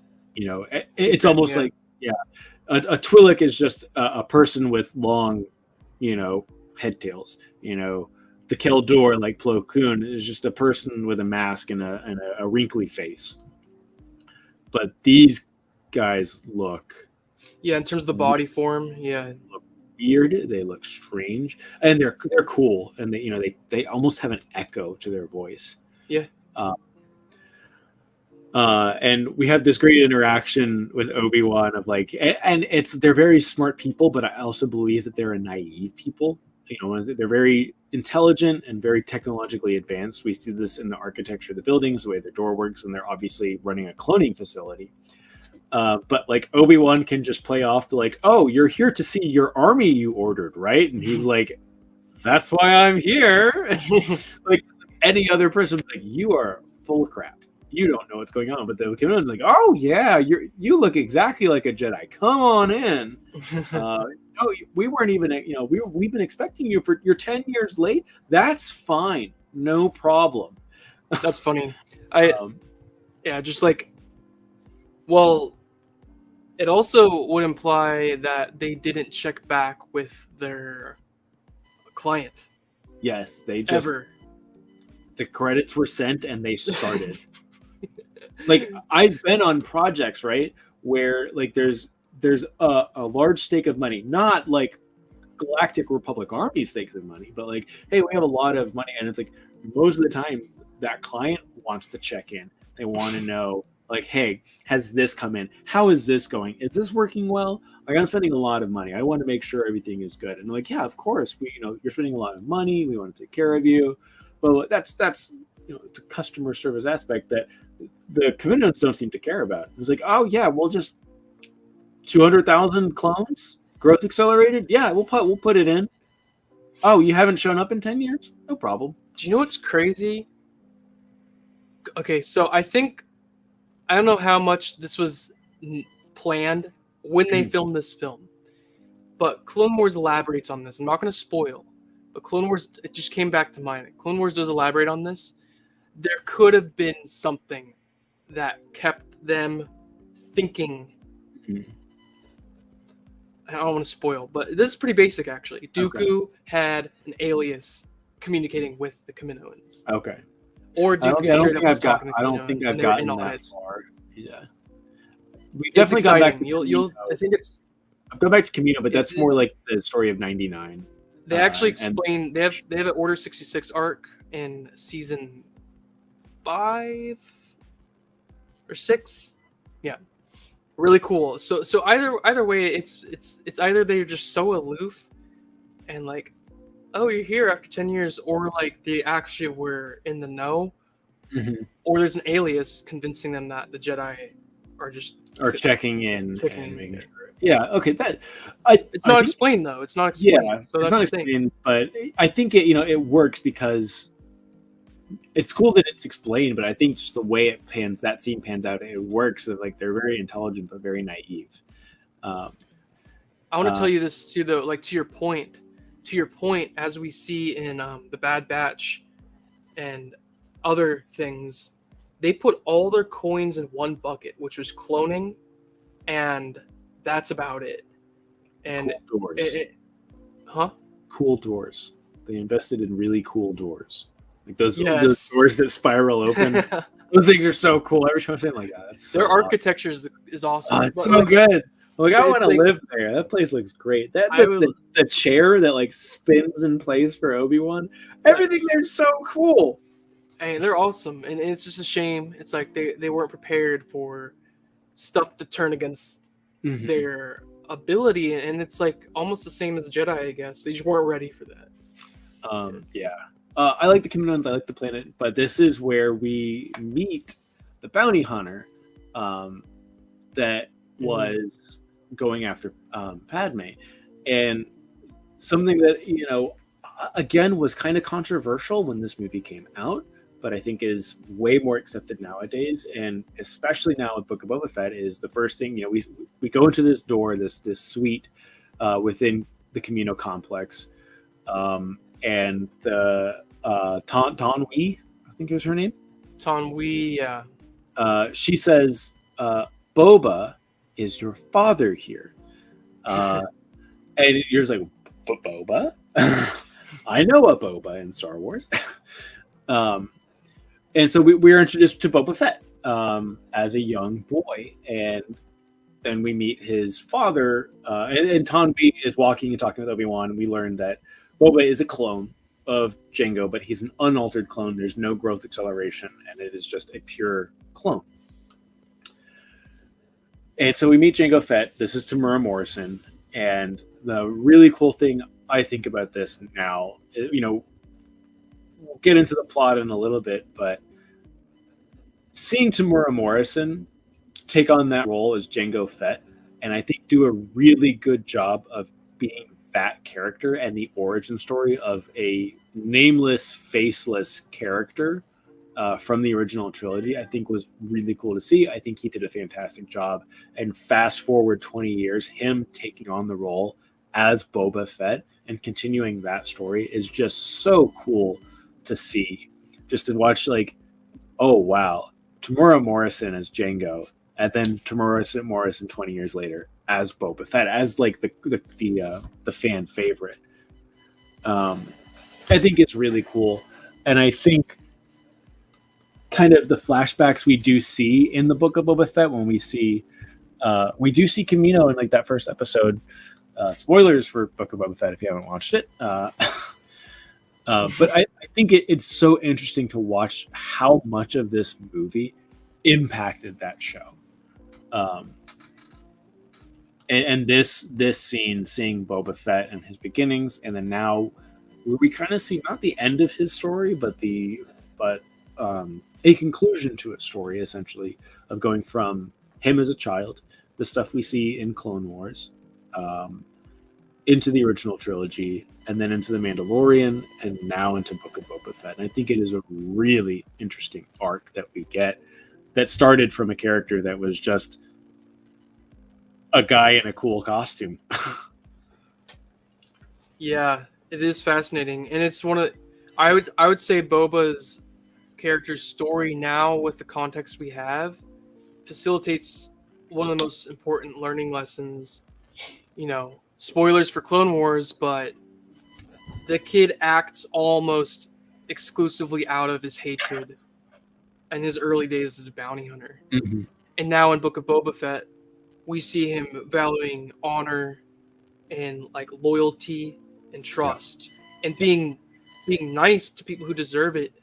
I mean, We get everyone this, does, yeah, but sometimes if Cad Bane is coming to, or the Pikes are coming to do something to you, like they don't deserve you to just placate what they're trying to do to you, yeah, or anyone in the innocent town. So he's like that whole shift from little boy with nice bounty hunter just trying to make my way in the I'm just a bounty hunter trying to make my way in the universe. Gets that taken from him. Hardship. Working with Vader, and then he's like learning through it all as an older man with with a pretty yep. cool side partner, in my opinion. Yeah. Side I co-host or whatever. I really love just that tie-in, and I really appreciated watching this movie again after watching Book of Boba Fett.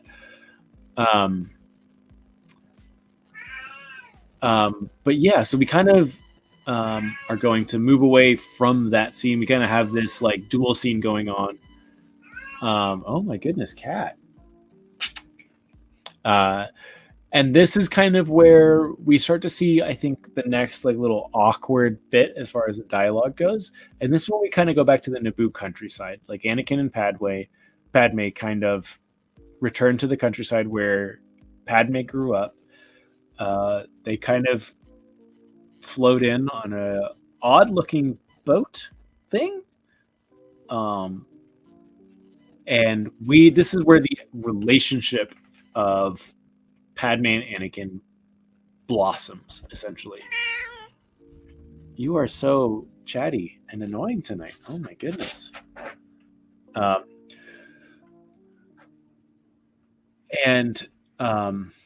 Anyways, so this is not a bad sequence of events. This is where we get to learn that Padme does have feelings, and Anakin obviously has always had feelings. And not much happens except for the establishment. You cat are so annoying. The one dialogue piece is the fireplace scene, where Anakin and Padme at this point have kissed on that like little balcony, and now Anakin is kind of truly letting his feelings out, but it is very awkward. The dialogue choices are questionable at the most polite way.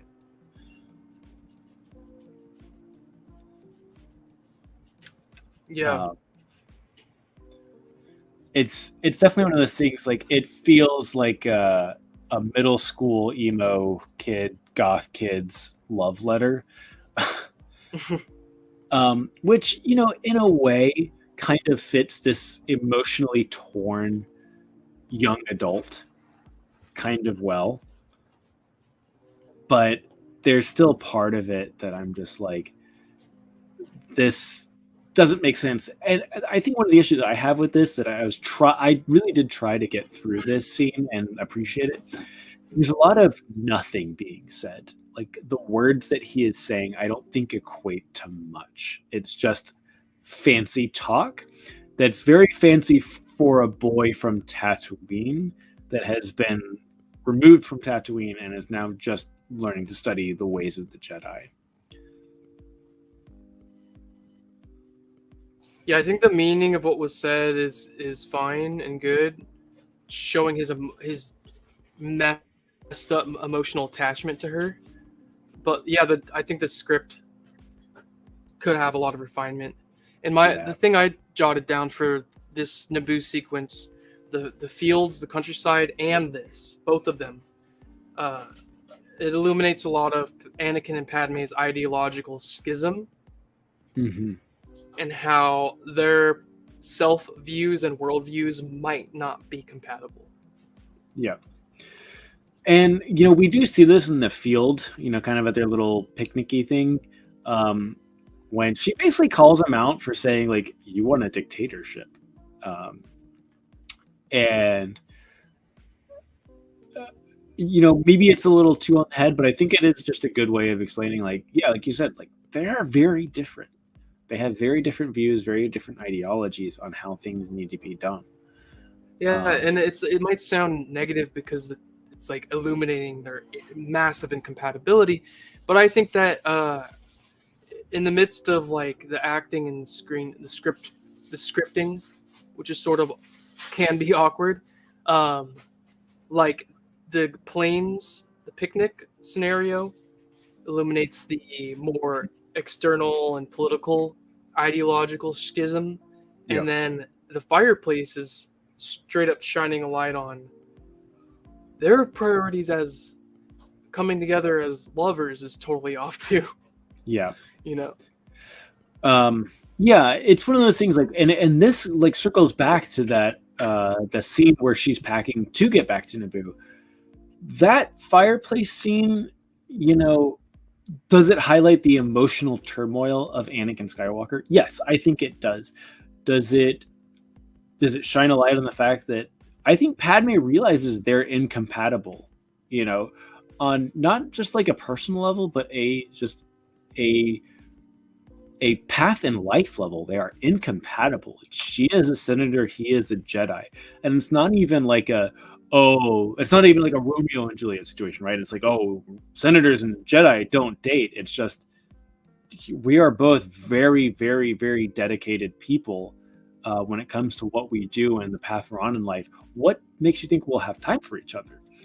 That's not, Padme would probably think, that's not fair to either of us to do that to each other. If like you'll be away on assignments as a Jedi and I'll have meetings upon meetings as a senator.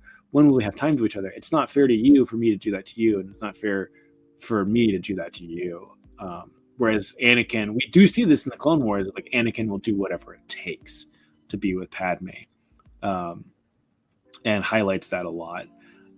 So I guess even the end of it is like this fireplace scene that I'm not a big fan of. I think that is a 2-minute scene tops. And so we're like, I think at a grand total of like 2.5 minutes of not great dialogue and scripting, like you said, out of a 2.5-hour movie. And so for this, I'm just like, that's fine. That's totally okay for me. I think that is acceptable in the entirety of a movie to have 2.5 minutes that just don't work. Totally fine. I can totally be okay with 2.5 minutes of meh dialogue. And we're not at like The Room or Troll 2 level, right, of dialogue where it's just like, what did you just say? What are you doing? It's just like, this isn't the best. Like the other movies do have dialogue. Maybe I could say it's the worst dialogue of the saga. Sure. But again, we're at 2.5 minutes of dialogue out of like what? 20 hours of film? Like, I think that's an okay price to pay. Yeah, if someone can let 2 minutes ruin, what would that be? 58 minutes? I'm not going to do the math. A little bit out of a lot. Ruin the entirety of the thing. Yeah. That's a bummer. Yeah, I think, it's one of those things. If someone were to make the argument like, oh, it really took me out of the movie for a minute, like, sure, I can see that. I'd find that as acceptable, but I would say there's this movie, and we'll get into this kind of at the end, but this movie is very fast paced at the end of the day. But yeah, we can move on from this to kind of going back to Kamino, where Obi-Wan learns that Jango Fett is indeed the bounty hunter that has been going after Padme, and is confronting him now. And as Jango is loading up his starship with Boba, Obi-Wan kind of gets ready to attack because he knows that there's no way that this is going to go well. And we have this really great fight scene with Jango and Obi-Wan. And one of the things that I think that starts to really, if you're a fan of bounty hunters, I think this starts to really make it interesting, is that a bounty hunter can hold their own against the Jedi. You know, the Jedi are not, you know, going back to episode 1, Qui-Gon Jinn says, you know, when Anakin says no one can kill a Jedi, and Qui-Gon says, I wish that were true. Because Qui-Gon's a smart guy. He knows what's going on. And I think what we do get, you know, with the Inquisitors later on, we get with just the Galactic Civil War and the bounty hunters going after Jedi, is it's like, yes, the Jedi are not invincible. And we see this with Jango Fett as a guy with blasters and gadgets, basically, can take on a Jedi. He's very skilled, and he is dangerous to a Jedi. So I think this is a really cool scene, which then Obi-Wan throws the tracking device onto the starship, which leads us into space and into pretty much the final act of the film. But yeah, I love the fight scene between Jango and Obi-Wan, because Obi-Wan keeps losing his lightsaber, which he told Anakin previously never to do. Yeah, it does show that vulnerability that's necessary. Mm-hmm. I also almost felt the pain it caused Obi-Wan when his hands were, that's like a steel gravity. cable. Yeah, That would, especially when he gets, like, you know, let alone like getting that wrapped around when you're trying to grab something with the fork, like that would hurt. But then getting dragged on the slippery surface of the Kamino landing pad, like the amount of pain that must have been for Obi-Wan. that was a great fight. Yeah, I think it is a cool, entertaining fight. Something that I think is a theme of this movie, and also the last movie as well. What I think these two movies do exceptionally well, and I think most of the Star Wars films do really well, is storytelling through combat choreography. And not necessarily that the choreography in this scene is like exceptional. I mean, it's good, but it is just that understanding of Jedi are not all powerful. This is not one of those things. We kind of do see it later on in the movie of how it gets taken, how things end up for Jango. But it is like there is a fight that is to be had between a guy with a blaster who's very good and very skilled and a guy with a lightsaber. But yeah, we can fast forward into space where we kind of get the one like starship battle in the film, which me personally is not enough. I need bigger, more spaceship battles. But it is the birth of the greatest sound effect in all of Star Wars. As the chase is going on to the asteroid field, we do get this really cool homage to Empire Strikes Back with the asteroid belt chase. They are going through the rings of Geonosis. And Jango releases the coolest weapon, which is the seismic charge, and it has the coolest sound effect of all time, just the silence to the bwah. And it shows up. It does show up in The Mandalorian, which was great, but it shows up in the Book of Boba Fett when it is so cool in the Book of Boba Fett. In that chapter, again, spoilers for Boba Fett. When we are left off in Return of the Jedi, Boba Fett has been eaten by the Sarlacc pit. And it was, a short-lived story, and then we kind of get this story with Boba Fett with his father, his clone father, Jango Fett, and Jango introduces us to the seismic charges, and I think it is this really I think that whole arc right there is solved in this moment when Boba goes back to the Sarlacc pit. He gets out of the Sarlacc pit in the beginning of the series. He goes back to find his armor that's not there, but he's pretty sure it is, even though we know as the audience that it was stolen by the Jawas. He will get it later on. But he takes his father's starship into the thing that everyone thought killed him, and he releases the thing that really set the stage for his father. I think it is this really cool with just this weapon of like, we start off with Jango Fett. The coolest thing we see Jango Fett do is the seismic charge, and this really shows the lethality of Jango Fett trying to bomb the hell out of a Jedi.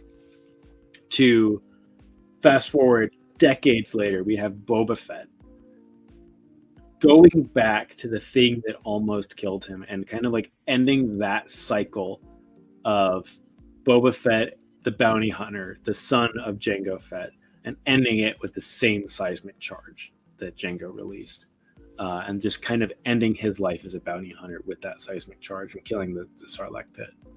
Because knowing, like, because he thinks, like, I didn't see the armor in there, but there's a chance it's still in there, but he's still going to blow it up. So I thought that I didn't think that deeply about that scene, but that is so true. That's awesome. Yeah. I guess that is the perfect way to signify his ability to press onward with his betterment in his path, Mm-hmm. And isn't that the same scene where Fennec says, he's like, which system do you want me to drop you off at? She's like, Mm-hmm. I don't know, I might stick around. I think isn't it right after they blow up the Sarlacc or something in Fennec the slave one? Yeah, Fennec decides she's gonna stick with Boba Fett, at that moment. And he's been, that is a really good scene because he's been his whole life just, I'm on my own. He's the bounty hunter. Everyone's fucked. I'm sorry. Part of my French. I didn't want to swear in this show, but he probably, like, if it were on Disney, he'd probably use that terminology in his days as Vader's pet, his days as getting betrayed by Aura singing. It's such an interesting wrap up in that show, and again, him as cool as the seismic charges are, we just, lizard brain seismic charge go bois. I love it.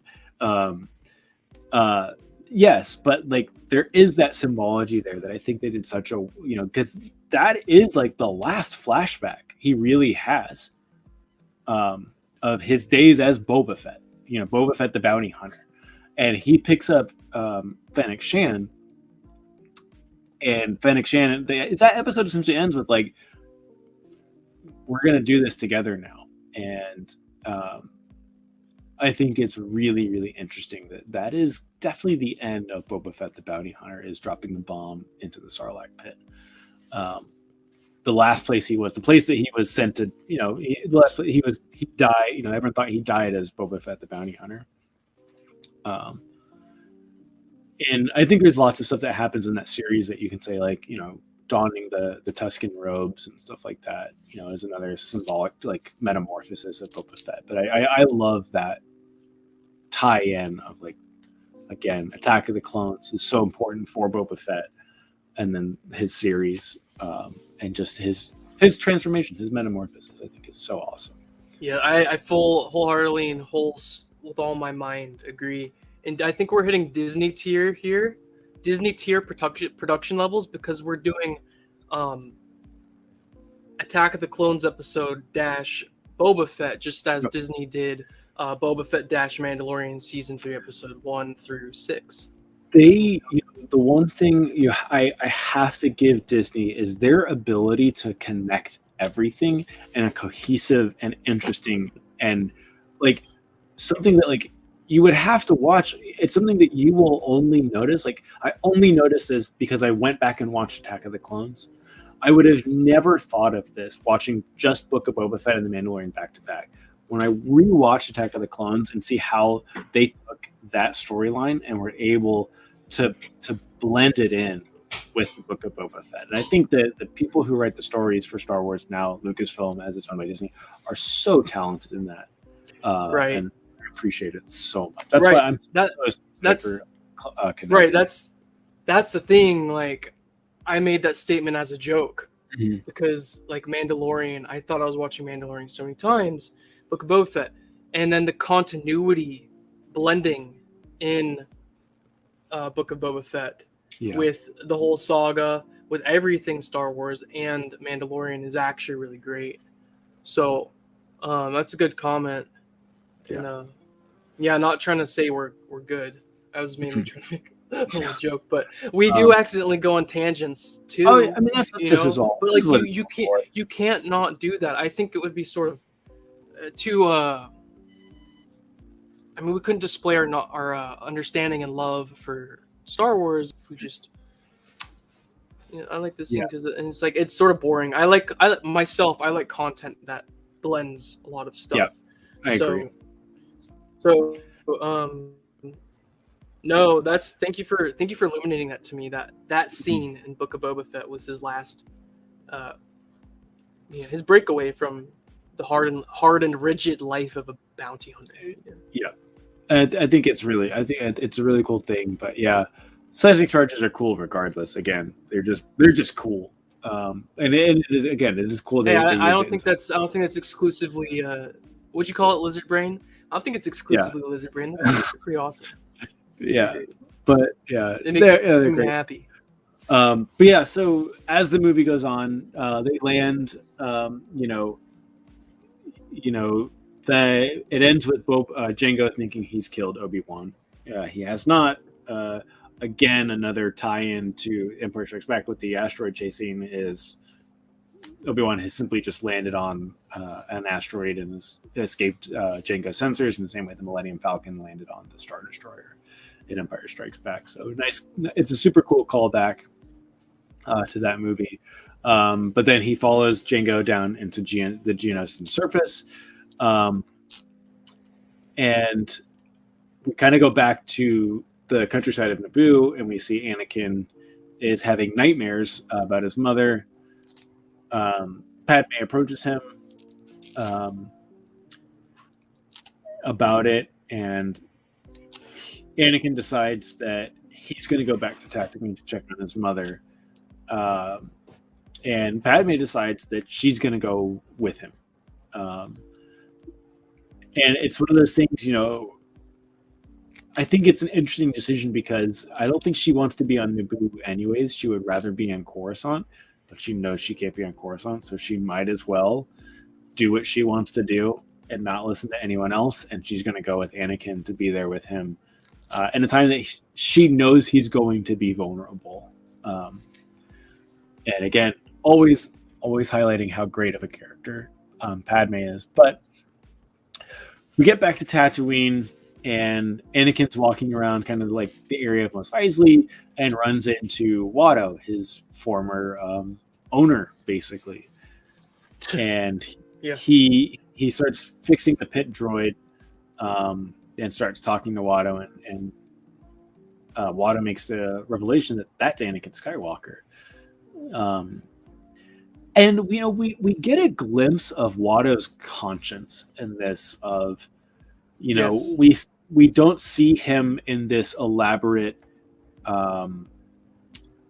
repair shop. He's more so sitting on a stand. He doesn't look as great. He's not as colored as he was. We see he's wearing that little hat. I think it's an interesting visual touch of storytelling of like things haven't gone that well for Watto since Anakin left. And he says he sold his mother, but he clearly says like I sold her to someone who was going to take care of her. He freed her, and kind of like I don't want to say he's atoning for his sins, but he's at least letting Anakin know that like she's okay. And Watto doesn't owe technically doesn't owe Anakin that. He could have gone the rest of his days not caring and he's like, oh yeah, I sold her, get out of here. But he doesn't do that, and I think it's interesting. We do get that little glimpse into his like conscience of like, hey, yeah, I thought that was interesting too, because like no matter if you call it atoning your sins, he's atoning his sins or absolving his karma. He's simply realizing, slavery bad, free slaves, and maybe my mental and perhaps spiritual existence in the Force will line up a little better. And his surprise when he sees Annie, he goes, oh Annie, is it you? He's like, Yeah. oh man, Oh, he's that like is having you. that conscience. So yeah, I think it's an interesting little scene. I think it's just such a testament to this movie of these little bits that just they tell stories so quickly with these little interactions. I think it's really, really good. But Watto says, oh, he's on the Lars property, Lars homestead. So Anakin and Padme make their way out to Lars homestead, which we now see is the home of Luke Skywalker. And to me, this is such a great scene. And we'll touch on this in a little bit, but this is the first time we see a young Owen and Beru, which is really cool. That we do see, we're in the home of Luke Skywalker. And we see Owen and Beru, we see their father who who freed Shmi. And he kind of tells Anakin that the Tuskens have taken her, and he's been looking for months. It's alluded that maybe he lost his leg while looking for Shmi, but that's never said. So it's one of those things of like, Anakin can't be mad at him for giving up because he's healing right now, both internally and externally. So I think we do start to see Anakin kind of like probably his best attempt at holding in his rage, because he, as his character has demonstrated, he could totally just go off on Lars, but he doesn't. It's like he understands, and I think Padme there being his basically his rock, kind of like keeps him from doing that, because we see that he's frustrated because his mother is with Tuskens, and Anakin knows the Tuskens is bad. Yeah.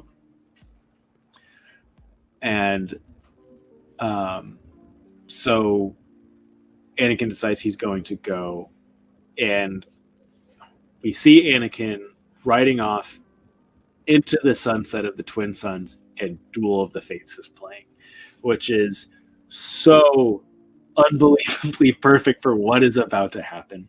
This is the perfect music. We do get Duel of the Fates in every prequel movie at very important times, and this is the most important time to play it. And it is just this shot of him on the speeder as the suns are setting, and Duel of the Fates is playing, and he's going through what I do believe is part of the Boonta Eve course, if I'm not mistaken, on that speeder.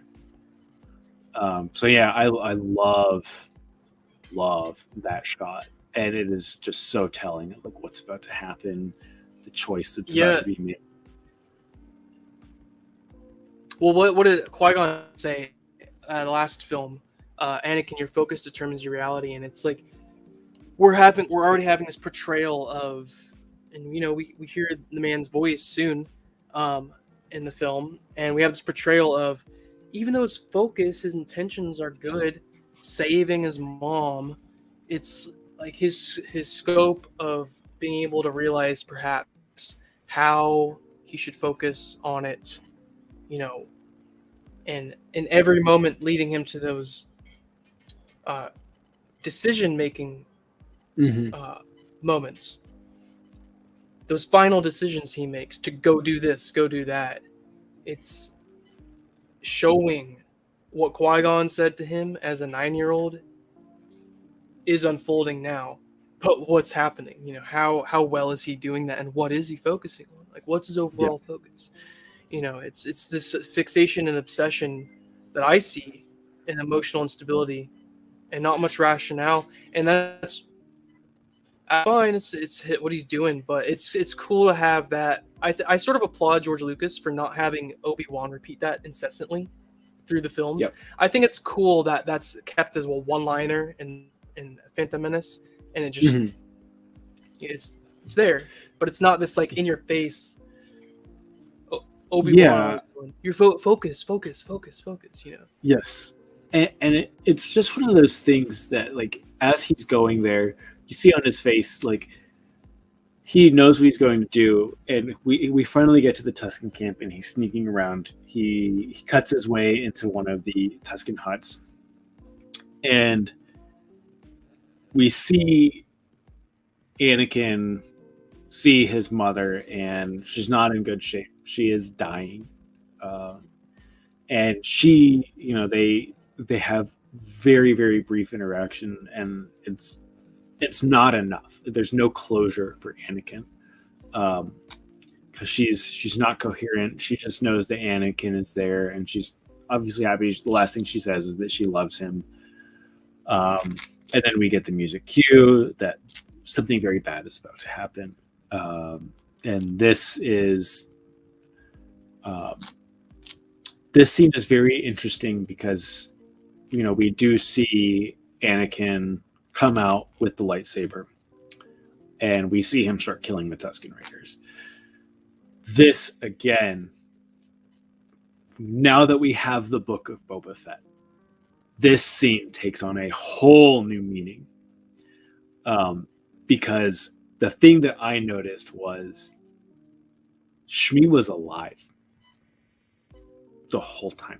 They kept her alive. I think that a lot of this comes down to the Tuskens are very, like we see this in the Book of Boba Fett, they're very territorial. They don't want anyone encroaching on their lands. We learn from the Book of Boba Fett that Tatooine was once a lush and beautiful world with oceans.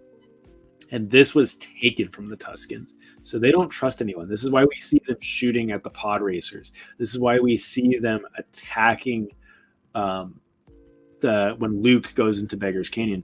They are protecting their territory because the outsiders have only brought them trouble. This happened clearly. It seems implied now that not that Shmi was doing anything wrong, but was just with the people that were infringing on their territory. They took Shmi, but they kept her alive. They have every ability to kill her, and they don't. And Anakin doesn't see this. And we don't really see this as an audience until now with the Book of Boba Fett. And this, to me, has done something that I think most media after the prequels has failed to do. And that is make Anakin more evil. I think that from what I've seen with the Clone Wars is we see this lifting up of Anakin to make the fall almost feel harder.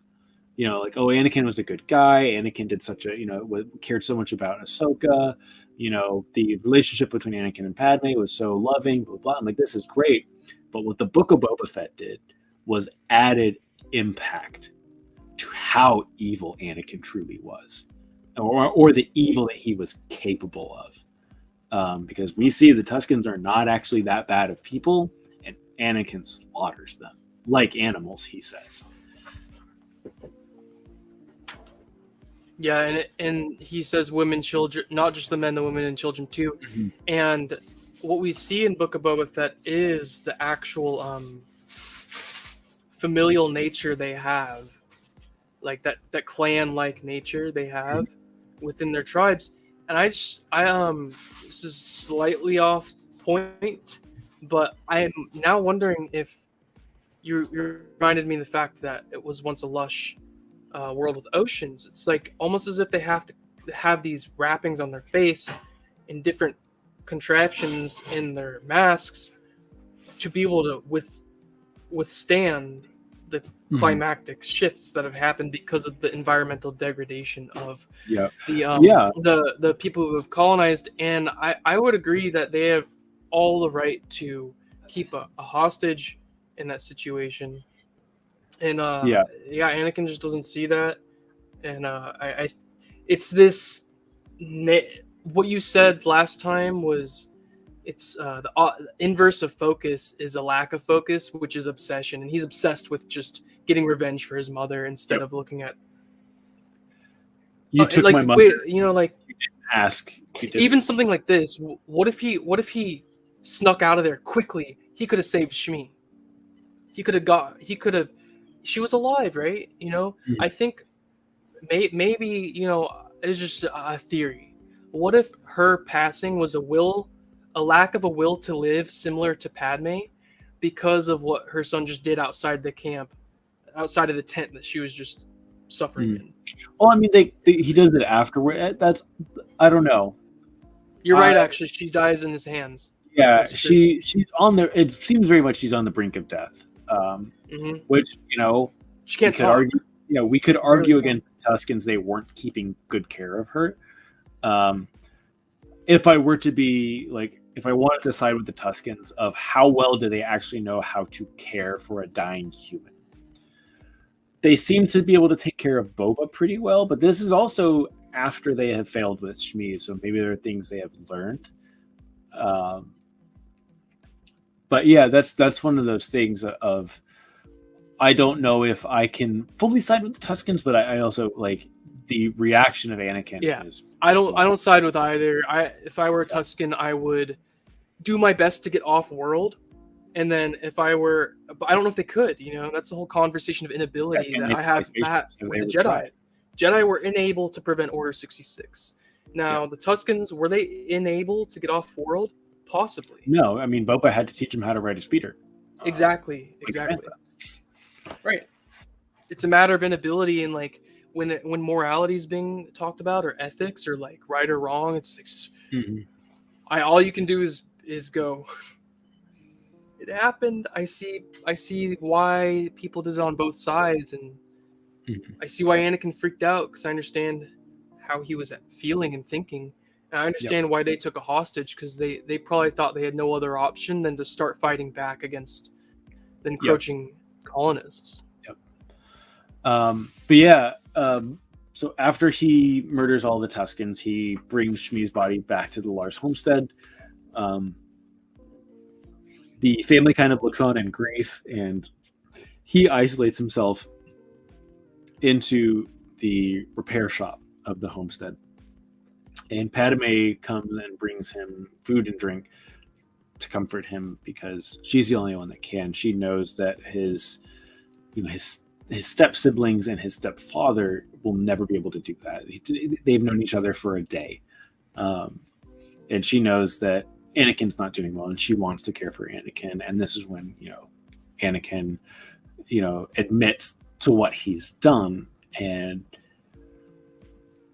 Padme doesn't, kind of looks on in horror, but her first reaction is not to scream at him or tell him how much of a horrible person he is.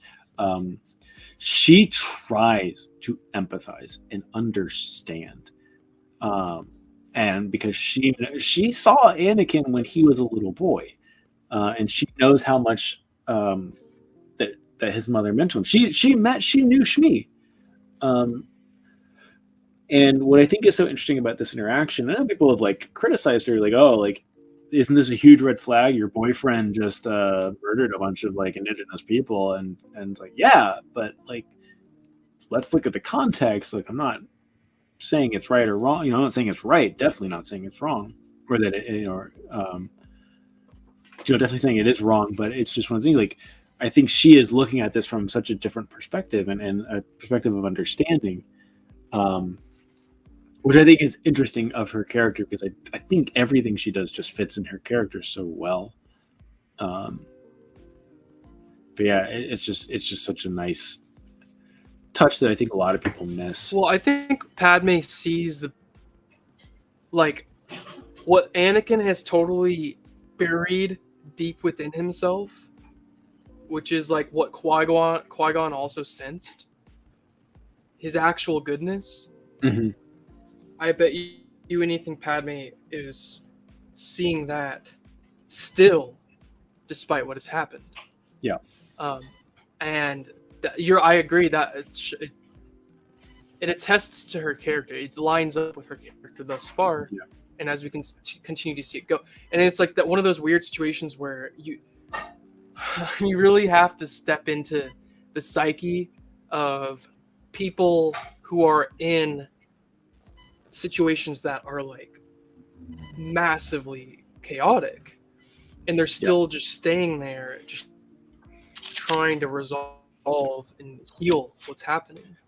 And I think your assessment of the way the reasons Padme is sticking with it seem accurate. Like, yeah, I get the criticisms too, but what has she got going on in her life? She's being hunted. You know, like, This and is he's this is he's more than holding just space for her. So yeah. yeah. But the one thing about this scene in general is, I'd say these two scenes just kind of collectively of like him arriving at the homestead and then after the Tuscans and then coming back to the homestead is when we go back to watch A New Hope, you realize that Anakin Skywalker has been to the Lars homestead, where Luke lived. And what's so interesting to me is that the scene that Anakin admits to Padme what he has done is shot in the same room where Luke first sees the hologram of Leia. And we see this is Padme's understanding of the dark side of Anakin, right? This is like, it's not really a coming up, like a tearing apart, but it is like this. She now understands that there is danger with Anakin. And this is a very negative experience for both of them. Fast forward, Luke sees Leia. He sees his sister for the first time, and their parents were in this room 20 years earlier. And something so horrible was going on at the time. And this is like 20 years later is the coming together of like their children. Like even though it's not in person, it's just the spark has been lit. Luke now knows about Leia, and this room has kicked it all off again. Something so negative has turned into a place of such negativity is now the place that sparks it all for that adventure to take off. Yeah, you actually illuminated that on our phone call the other night, and I never picked that up before, and it is one of the most cool tie-ins, and it's, to me, stuff like that is such fair game. It's symbolic. It's not cheesy. It's symbolic. Mm-hmm. Yeah, that's like, maybe people call it, fan service, but I'm like, no, there's so much more to this room being so special. That it makes perfect sense for this thing to happen in this room. But kind of like moving on a little bit, still within Lars homestead, as we kind of have the funeral of Shmi where she's been buried. And we see the stones at basically her grave. And what's so interesting about this, I never noticed it, is the famous line that everything is so cheesy that happens in the countryside of Naboo is, Anakin says, "I don't like sand. It's coarse. It gets everywhere." And it's like, it's a cheesy line. But fast forward to the Lars homestead, he kneels at Shmi's grave on the desert sands of Tatooine, and he picks up a fistful of sand from her grave and does not let it go. And this is a little bit of growth with that character and a little bit of understanding of Anakin, understanding himself and overcoming. I don't necessarily think that he was afraid of sand in any way. He was, as a kid, he's pod racing, and when he pulls the goggles off, he's covered in sand. But he clearly hates the sand. What he hates about the sands, I think, is just the structure of Tatooine. Like, it's just, the sand is just not a pleasant memory for him. And he says he doesn't like it, but we do see him grab that. I've never noticed it until I watched it this last time, is him grabbing that fistful of sand. And we don't see him let it go, ever. Well, yeah, talking about letting go, Mm-hmm. I mean, he holds out. He cannot fix that problem he has. He can't. I don't think he can fix it. Oh, but this is a part of the scene, actually. He says, "I'm so good at fixing things. I should be able to fix this." It's like, dude, you're trying to fix what you cannot fix. Therefore, you can't fix what matters to your problems. Yeah, you can be. You should be expected to be sad that you've lost your mom, but you have to let it go. Like, yes. There's nothing you can do about it, and that's okay. And he can't do that. And him picking up the sand, he doesn't let the sand go. He can't do it. He's still attached to his mother, and he holds what he hates. He says he doesn't like sand, and he's holding it, and won't let it go because this is all he has of his mother is her grave. So yeah, it's just such good storytelling in these little teeny tiny little bits. Um, but yeah, so we kind of switched from Tatooine to the planet of Geonosis with Obi-Wan Kenobi sneaking around, and we're introduced finally to Count Dooku himself, and we kind of hear this very grand voice and this very honestly intimidating older man. But what I think is so interesting about this is we at some point learned that Count Dooku was once a Jedi, and this is the first time we see a Jedi who is no longer a Jedi, and is still acting, not in seclusion, but acting out in the world. Like we could argue that Obi-Wan was no longer a Jedi, by the time of A New Hope. He had abandoned that life to some extent, but this is a character that is no longer a Jedi and is very much active in the going on of the galaxy. So it's essentially a fallen Jedi that is just kind of doing their thing and plotting against the Republic. So I think this is an interesting character to introduce. Yeah, Dooku is fascinating. In terms of Dooku, I think he becomes a little imbalanced of a character in Clone Wars, in my opinion. I think the prequels, Dooku is way more representative of a dude who really couldn't stand the way the Republic was headed, and is the leader of the Separatists. And I understand why Palpatine and Dooku are way more just bad guy evil in Clone Wars, because it's more of a simplistically expressive show. It's a cartoon, but the introduction of him talking to Obi-Wan in the Geonosis chamber, that whole conversation is a very good representation of, this is the leader of the Separatists. He has convictions about something that's happening in the heart and soul of the Senate, and he is trying to pull his buddy, from the Jedi Order, to his point of view, and just get him on his side. Yeah, and he's using Qui-Gon Jinn, and we learned that he taught Qui-Gon Jinn, and Yoda taught him. So there's this connection there, and this broken link, right? More than anything, that is Count Dooku. And so I think it's just I really, of the three villains of the prequels, like Dooku is my favorite. Always has been. And I think it's such an interesting thing. But moving kind of a little bit more into the movie, we go back to Coruscant, where the Senate, the news of the clone army on Kamino has reached the Senate, and it's realized this was for the Republic. Quote, the Jedi, as in Seafood Dyas, has placed the order for the Republic, and where the Senate is moving to move on with the clone army. And hello, Darth Chaco, Dooku is underrated. We need more. Yes, I would take a Dooku show. I would take a Dooku movie. Unfortunately, Christopher Lee has passed away. So that would we could do a young Dooku. We could do a Jedi Dooku show. It would be pretty cool.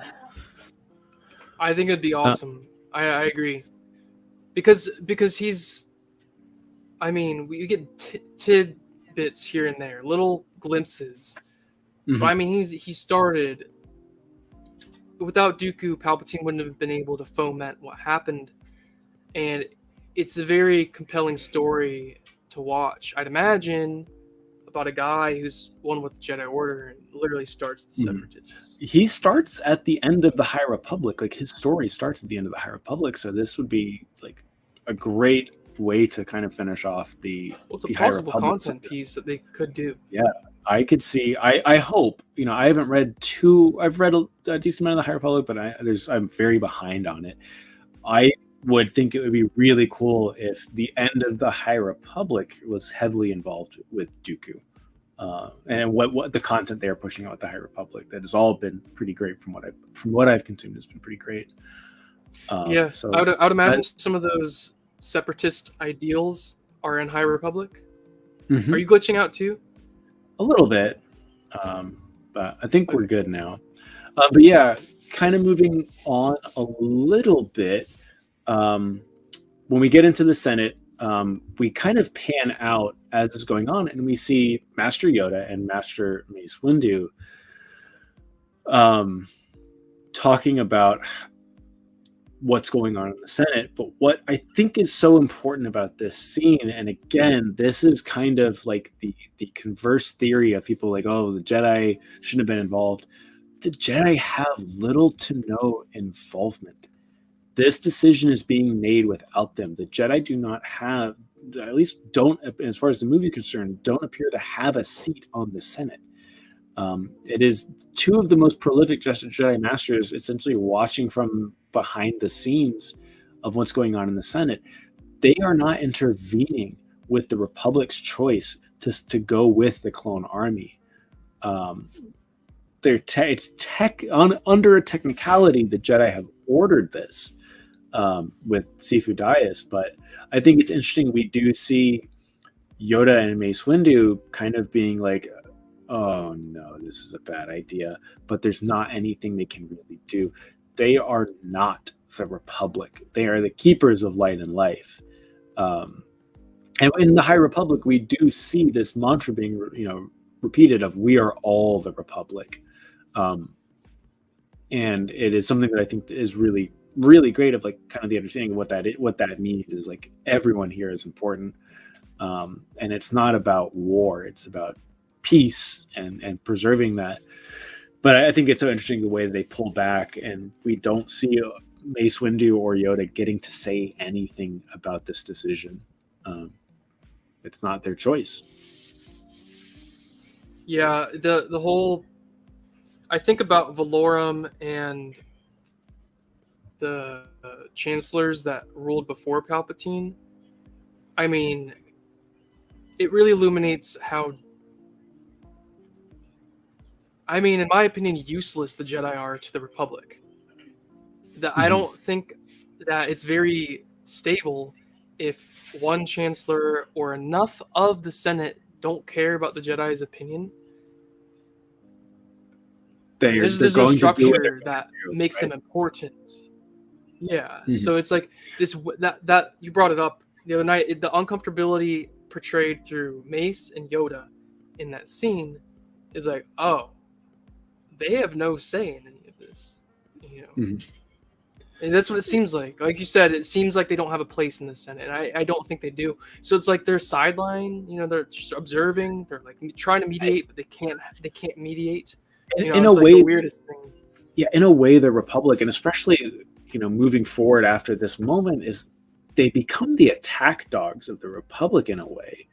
And it's, to me, like I think the discourse of the Jedi during this era, I don't want to say it's completely unfounded, but I think it's very unfair. The negative connotation that is surrounding the Jedi at this point, which to me is a shame, because I like what the Jedi stand for. I totally see the flaws of the Jedi that arise essentially from this point on. Like, as the Senate has decided, yes, the clone army will belong to the Republic, and we will use it to go against the Separatists if the Separatists try and make a move. The Jedi from this point on, and we see this coming up, from this point on, will become a military power. But previously to, I think, this Senate movement, it really wasn't the case. I'm curious, what before the, I know I'm going expanding universe, but that was a part of the impetus for a lot of prequel era content in the first place. So it can't just be erased from the minds. But like the Army of Light, for instance, before the Army of Light, all I have an understanding of was that the Jedi were keeping the dark at bay. But I have a question for you, if you know this. Were the Jedi a part of the Republic? Or did they join the Republic They were part of the Republic, okay? Because I In know the in Jedi Order was its own thing. is It was its own thing. pre-hyperspace, pre-Republic. Right. So were they a part of the foundation of the Republic, or did they get tacked on to the involvement of the Republic after the Republic started? If Chaka's in here, Chaka might know the answer. But Yeah, as far as I don't know. as far as the old Republic is concerned, like when we look at like Knights of the Old Republic, Star Wars: The Old Republic, the game, the novels that existed and comics that existed in there, and going into the Darth Bane trilogy, that block, that 2,000-year block of the Old Republic, yes, they are part of the Republic. Okay. And in the High Republic, they are a pretty big part of the Republic, but the very first book starts with an issue where an entire solar system is in danger of being essentially obliterated, and the Jedi are called upon to help prevent the disaster from happening. There is no attacking cat, please. There's no war to be fought. There essentially are almost no lightsabers drawn during this whole segment of this calling of help from the Jedi, where they don't need their lightsabers. They're simply using the Force and their judgment and their abilities. Yeah. And I think that moment of, it's the first book, Light of the Jedi, it is the perfect description of what the Jedi are. They're there solely to help and to look after the galaxy. Yeah, I think ultimately the problem I'm understanding now from the discussion of this scene and that what you just said is that the only downfall, so to speak, on the Jedi's behalf was taking on responsibility for the galaxy in terms of their understanding of like what their role is, I think. And because it's, if you really think about it, Yoda detached from the situation the whole time. You know, it's really, I think it's the onlookers of what the Jedi are, and some of the council members and some of the Padawans and masters themselves. Mm-hmm. It's all dependent on like how attached they are to the workings of the galaxy as a whole, because how could one group of individuals think that they have the influence enough to prevent what happened from happening, you know? So it's like, I think the whole Jedi, what you said earlier throughout, the whole incessant, like, extremist criticism of the Jedi, if you're a Sith lover or a Jedi lover, you know, or a neutral, any of that sort of criticism is sort of baseless if you really look into it enough, because like, I really think the Jedi were there to just be detached overseers, and when things hit a tipping point too much, they would step in. And I think it became just too entangled in the perceptions to where it looks like it's their fault and stuff like that, or they're responsible. And there's always that, underlying thing of like the shroud of Yoda brings it up, the shroud of the dark side has fallen. And so from there on out, not that they're not accountable, but their actions will be misguided the entire time. From that point on, from the Republic being, yes, we're going to start this clone army, and Yoda says the shroud of the dark side has fallen, every choice they make will be clouded. Their judgment will be clouded in everything they make. And if you take that in consideration, it's like, should they be acting with clouded judgment and they know their judgment is clouded? Yes, you could maybe make an argument, but it's like, is that worse than inaction? Right, because I think inaction is always bad, but their amount of involvement is what's being illuminated to me, because like, to the citizens of the Republic, I think the Jedi were looked at as police. And I think they should have, I think, like, honestly, they're, if there was some sort of intended role from the impetus, or like the beginning of the Jedi being involved with the Republic, it was probably like crisis, like we wait for crisis to happen and we step in. The High Republic highlights that for sure. They show that. That's good.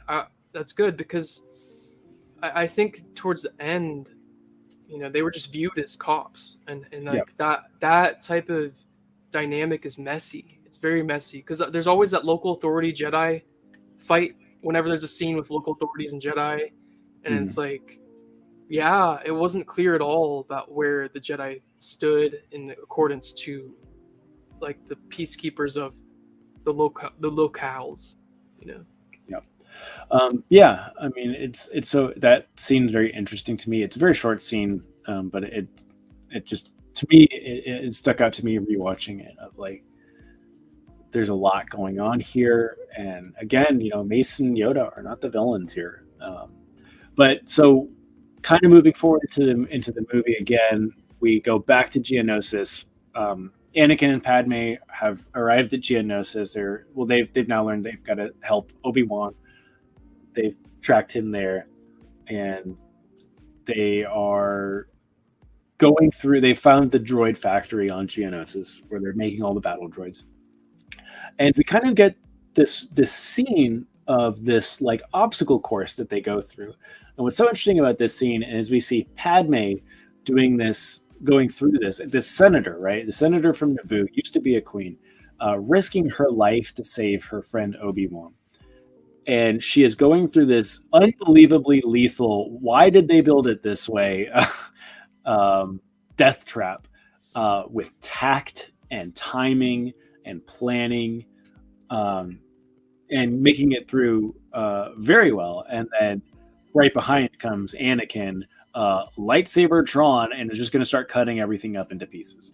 And just the way they handle situations is so incredibly difficult, and just such an interesting way to differentiate the two. Again, we see this time and time again throughout the movie, throughout the Clone Wars, throughout Revenge of the Sith, is how different these people are. And I always side with Padme. I'm like, you swing. You know, we see what happens to Anakin when he's trying to cut everything. He gets his hand stuck, his lightsaber gets crushed. Like, he's impatient. It doesn't pay off for him. And you know, obviously Padme gets stuck in the little melting pot thing. But obviously, you know, the star of all of Star Wars, R2-D2, saves her life, of course. But yeah, it's a perfect portrayal of his brash hastiness and her cunning. Yeah. Again, she is like kind of like going back to what was said before. She's the Jedi he should have been. That's how a Jedi should handle that situation, and he handles it very much like a Sith. Chop it down and it's out of the way. And so they get caught eventually after navigating the death trap assembly line, and they're being sent to their execution.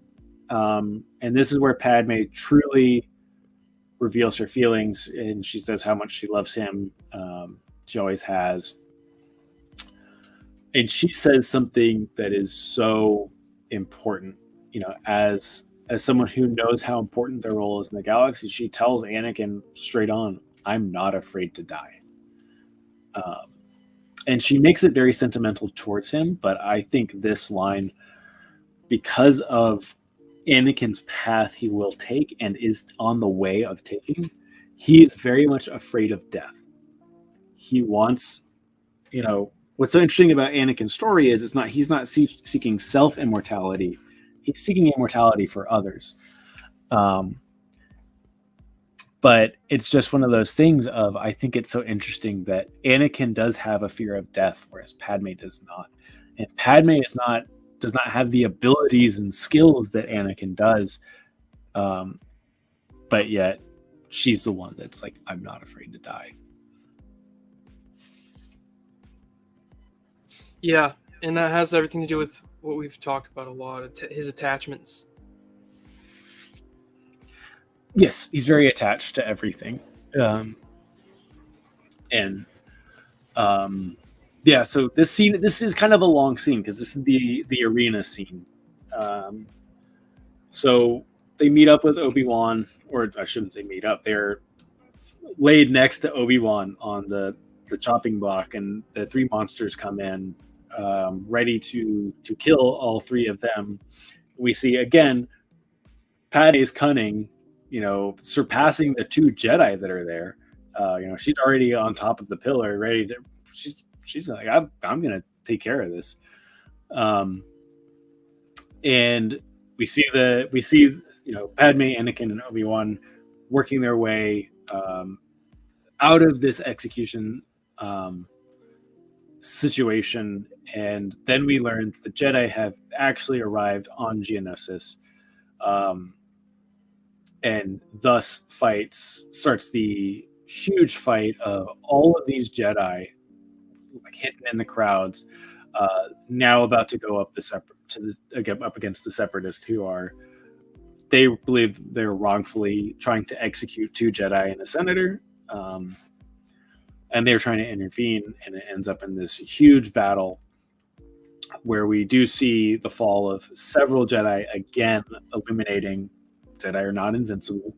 We see Jango Fett take out Coleman Trebor very quickly, but then that is flipped on him, where Mace Windu does end up killing Jango Fett in front of his son, Boba. But this one thing that, it's one of those things after rewatching this movie,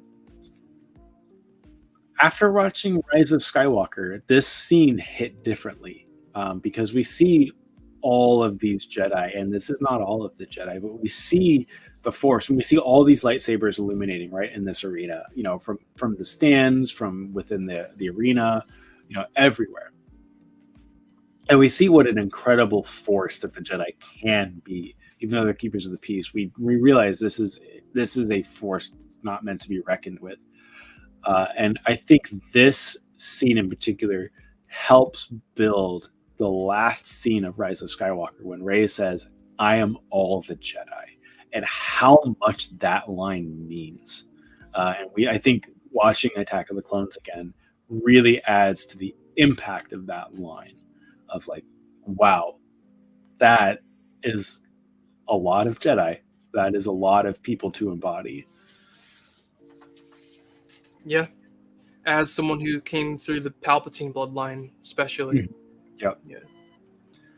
Transmuting that cycle. Yeah. But this kind of ends almost, where the droids are kind of like circling in on the Jedi, and it's not looking great. And then we are introduced to the fully activated and ready to go clone army. And this leads us basically into the first battle of Geonosis, where the Jedi do assume leadership and command over the clone army. And we start to see all the clone troopers doing their thing. We see how impressive and effective this army is, especially against the droids. And we do get, as they're being let out and they're going to start chasing Dooku, Dooku's trying to get off world, and there's a big chase that happens on. I thought, I always said in the last one that Maul's speeder was so goofy. Dooku's speeder is the goofiest. His little, oh god, all I could think of was those little scooters that will be like in grocery stores, like the old people scooters. Oh man. having old man Christopher Lee on the little grocery store scooter going through the deserts of Geonosis. I was like, oh man, that is goofy. That's funny.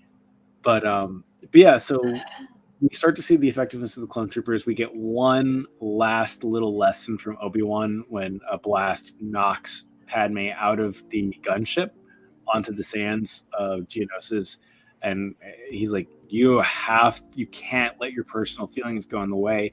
And I think this is him, like, even admitting to Anakin, like, I know what's going on. Yoda's here. He would say it so well if he didn't know. Yoda's here. Mace Windu's here. Ki-Adi-Mundi's here, and Plo Koon, they're all here. They're all here right now. And I could blow the cover on this right now, and he chooses not to. And it's like the one last lesson I think Obi-Wan gives him in this movie. And they eventually go kind of to the big finale of the movie, is this big epic fight, and we see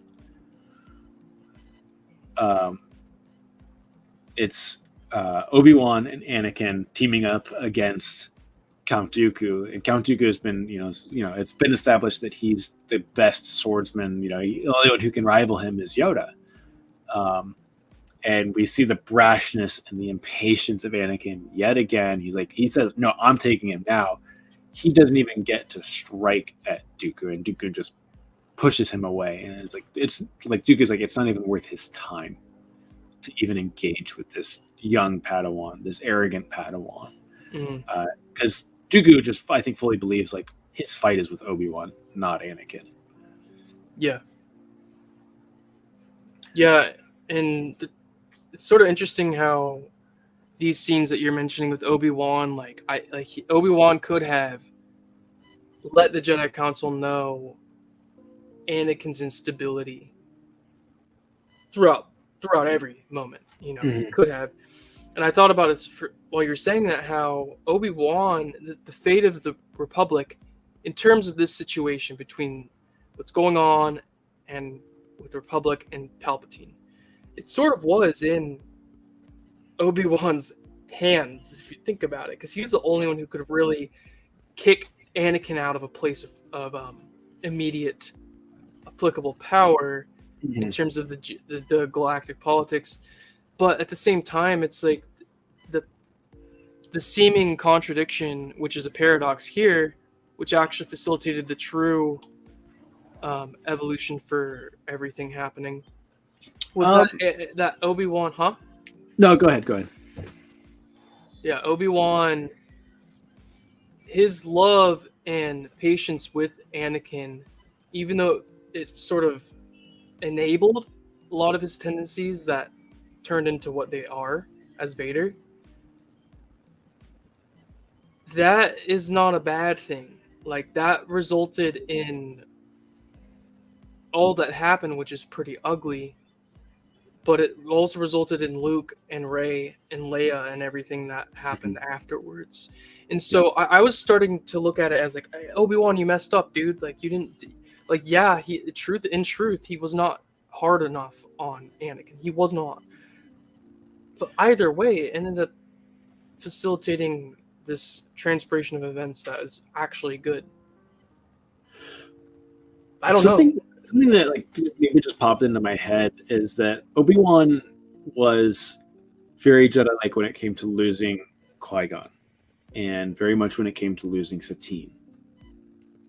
Do you think Obi-Wan had an attachment to Anakin, and that's what caused him to not turn him into the Council? Like, all of the mistakes that were made, that Obi-Wan could have fixed it, was it because he didn't have the attachment to Qui-Gon and Satine? And not that he didn't care about them. He obviously cared and loved Qui-Gon and Satine so much, but the attachment wasn't there. It wasn't a mentor attachment. It wasn't a romantic attachment. It was this responsibility attachment that he felt that he also had the attachment issue. And so I wonder if they're going to touch on that in Kenobi, or if maybe that's even the case at all. Wow. I think he did have that. Like you said, it's not as much an emotional attachment to Anakin. It's like he has emotions for Anakin, but I don't think he had an emotional attachment to Anakin. I think he severed his attachments to Qui-Gon, if he had any, into a responsibility for Anakin that he would not let go of, despite the red flags. I think that's cool. That's a cool thought. I never thought about that either. Yeah, I thought it just kind of popped in my head. But I mean, with this scene in particular, I think we do see the choreography telling the story. We see Anakin rushing in, getting pushed away. And it's literally, you think this is your fight. You think this is about you. This is not about you. Count Dooku pushes you away. Count Dooku wants the fight to be between Obi-Wan and him. And Obi-Wan is not ready for this fight either. and he is dispatched. I don't want to say quickly, but relatively quickly. It ends up in him being injured. It ends up in Anakin losing an arm, and then as soon as Dooku thinks he's won, in walks Master Yoda with his little cane. And what I think is so interesting, and this was again another controversial scene when this movie first came out, but I love this scene because I think this scene demonstrates something that Return of the Jedi didn't. Of like, oh, just because you're small doesn't mean you should be underestimated. I think we see in this how like one of the greatest Jedi of all time, Master Yoda, and The Empire Strikes Back, where like you are meant to believe that. You're meant to think that this is impossible, that this little green frog man is the greatest Jedi of all time. Like, he's better than Obi-Wan Kenobi, right? How is that possible? Obi-Wan Kenobi is the wisest person we've met so far. And you're saying this green frog man is better. And we finally see why in this movie more than anything as to why he is. In the first movie, we see because of how smart he is, how wise he is. And now we're going to see him fight. And what I think is so great is that Dooku has an unbelievable. Now, Dooku was his Padawan, and Dooku has an unbelievable amount of respect for Yoda. In this scene, you see that how much respect he has, and I think that's so cool. And we see Yoda flipping around and going crazy, but like Dooku's not laughing. As goofy as it is, maybe from an outside perspective, Dooku doesn't laugh at this. Dooku knows how serious this is.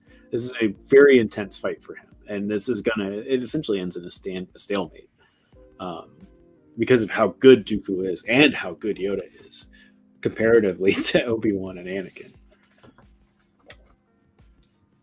Yeah, I like how you touched on how Dooku took it seriously. It is interesting how a lot of the fan base scoffs at that when literally Dooku is seriously dueling with that.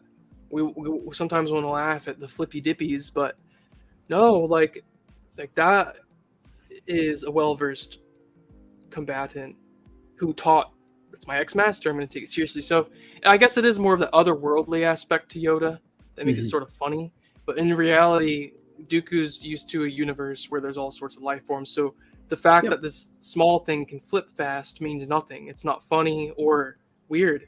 He's like, no, I'm fighting. Like, this is serious. It's dangerous. So, it's very dangerous. Yeah. And yes, we do. I guess that is the first time. This is the first movie we see Yoda have more of that together wisdom than Obi-Wan. And it is cool that you touched on that, because by the time original trilogy rolls around, Yoda is showing his lack of, I guess, consistent seriousness, because his it's fine that he's joking around often. It's totally fine. But I think that's lining up with his getting ready to leave. It's lining up with his passing. Well, I think what this movie does really well, and it's kind of what we touched on when Obi-Wan was looking for Kamino, is it's one of those things, like you came to me with a question that I think you should know the answer to. I'm going to embarrass you in front of these kids. Like, Yoda is a great teacher and is a great Jedi, but he has a sense of humor, like from the prequels into the original and also into the sequels. Yoda is always lighthearted, is always compassionate, and is always teaching. Every character he comes across, he's always in a moment where he's teaching. But he's always, he always has a sense of humor about it. And we see this in all three trilogies when he's giving Luke essentially his final lessons. He's just making fun of him for crying about books burning. He's like, it's just books. What's the problem, man? That scene was my that brought me so much joy. Yeah, it's like, you're a Jedi. You don't need books. You have the Force. Like, what's wrong with you? It's like Oh my books are God. great, they're a great learning tool, but like Luke, I taught you better than this. What books were we reading when I raised the Xbox or the Xbox, the X-wing out of the swamp? Like, what book did I show Yeah. you? I Yeah, got dude. I got in a backpack and made you do backflips. I didn't make you read a book. Come on, So man. good. And I think that's what's so great about Yoda is he's such a great teacher. He never talks down to his students. He always puts them in a place where he can embarrass them, but it's never malicious. And Yep. it's always in good fun, and there's always a lesson after it. When Yeah. he lets Luke get his arm chopped off by his father and almost fall to his death on Cloud City because he knows Luke has to learn his lesson on his own. That was Luke's choice. That was Luke's choice, and Yoda knew that. Yeah. Yoda knew that him leaving Dagobah, he may never see Luke again. He knew that. But Yoda's such a great Jedi. It's like that's Luke's choice. I can't stop Luke. If Luke's going to do that, there's nothing I can do. That's what Luke's wants to do. I think we see exactly. It's Luke's path, and anyone who's any Jedi who claims to be one with the Force is not going to encroach on control someone. So I do think that Yoda, though, despite having that sense of lightheartedness and being able to enjoy every waking moment, I do see him just sense the impending doom of what's to come in this film, in Attack of the Clones. And I always loved seeing that, just like those calculated, facial expressions. I'm like, dude, he knew. I truly think Yoda knew. Well, it was not that he knew exactly what the future held. No one knows that, but he sensed what was building, and that's probably it. Like, I'm not saying he knew the future.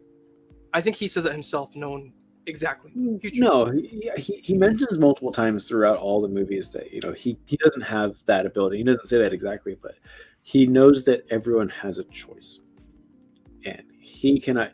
All he can do is guide you, and the choice you make is ultimately your choice. It's not his job or his responsibility to interfere. It's not his role to say you can't do something. And I think that's what's so great about his character. But yeah, you're right. He knew things were going on, but I don't believe he has inaction because he was doing his best to guide everyone in the right direction the whole time, and everyone ignored him. And look where it got everyone. That's the lesson of the prequels, in my opinion. I don't want to go there, but I'm sorry, but it's the fact that true control is not controlling others. And like that looks ugly sometimes in friendships or in galactic dramas like the prequels. It's like what do you want him to do? The only ability he could have that people wanted would to act like Palpatine and go like take control of it, start his own dictator. That's the thing. Like Yoda would have to become his own dictator to do more than he could have done otherwise. And he doesn't do that because he knows that's against the Force. That's against the way of, of course everything happens, but like he knows these principles that prevent him from having that type of power people are used to seeing. From my point of view. Yeah. No, I mean, you're 100% right. And I think the differences between the difference between Palpatine and Yoda are so they're so different from each other, and that's what makes them, I think, such great polar opposite characters. And they have very similar things, and we'll talk about this in Revenge of the Sith because we do have the face off of Yoda and Palpatine, and how that fight in general is so, I think, impactful. It's so much more, I think, emotionally charged than even the one with Dooku. But this is the end of the movie. We see the clone. I mean, this is what is so interesting that we see, and this is not a jab against the Clone Wars, but the end of Attack of the Clones is very much a mirrored scene of them looking down at the platoons and squadrons of stormtroopers on the Death Star.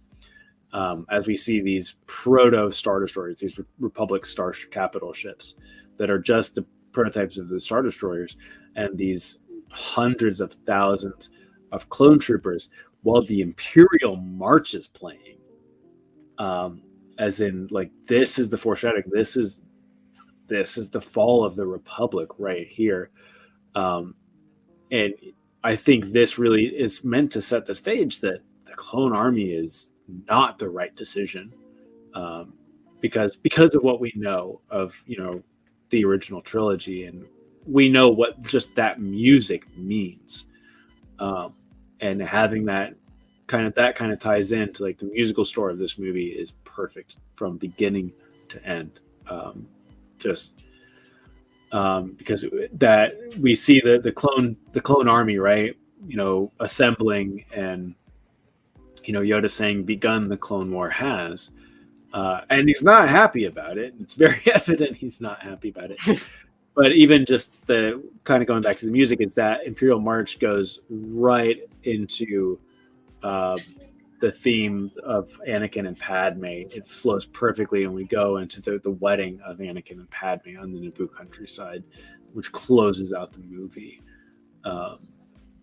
And I think just the way that movie closes with the music, it goes from the Imperial March to the love theme of Anakin and Padme to the closing credits of Star Wars. And I was like, God, the music in this movie is so unbelievably good.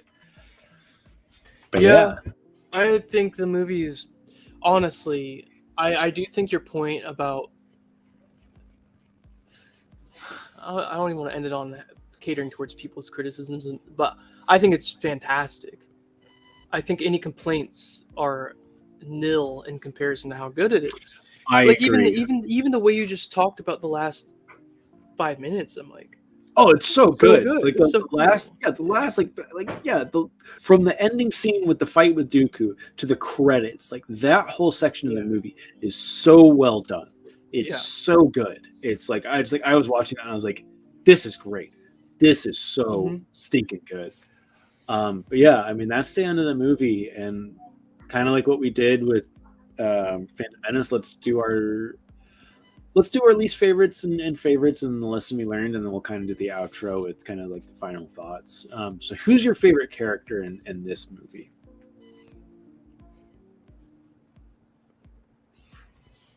I don't have one, but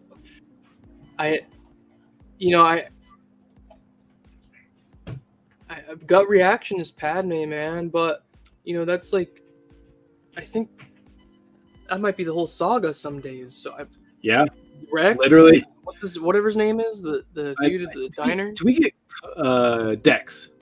Dex. Rex is a clone. Yeah, Dex the whatever. Dex is great. Easy answer for me is Padme for sure in this movie, because of just how good the scenes that she has are. I think either a tie or a very, very close second is Dooku in this movie. And we only get him in like the last half of the movie, but he's so good. He's so awesome. What's your favorite vehicle in this movie? Padme's ship, Nubian, whatever. Mine is Dooku's Sunsail. Oh, that thing is awesome. Yeah. That thing is copper. So, yeah. That thing's so cool, the Sunsail. I was like, oh, that is awesome. What's your favorite planet? Or even just location? I'll say it's a cool factor, an interesting factor. Geonosis, getting to see inside of that all that stuff. But I think more in terms of events, dude, Naboo might be a contender because just the scenery is so beautiful. But either of those. Mine is Coruscant, because I think we really see some really interesting things about Coruscant. Like even when we're in the bar and we see like the races and the screens and like the football game with the droids, and we see like how tall all those buildings are. I think it's really, because we only got like a glimpse of it in episode 1, and seeing like the nightlife of Coruscant in this movie and the inner workings when they're going through like the industrial part with the power coupler. I think it's just a really cool place in this movie. I love those scenes. Yeah. The scenes are great. What's your favorite scene of this movie?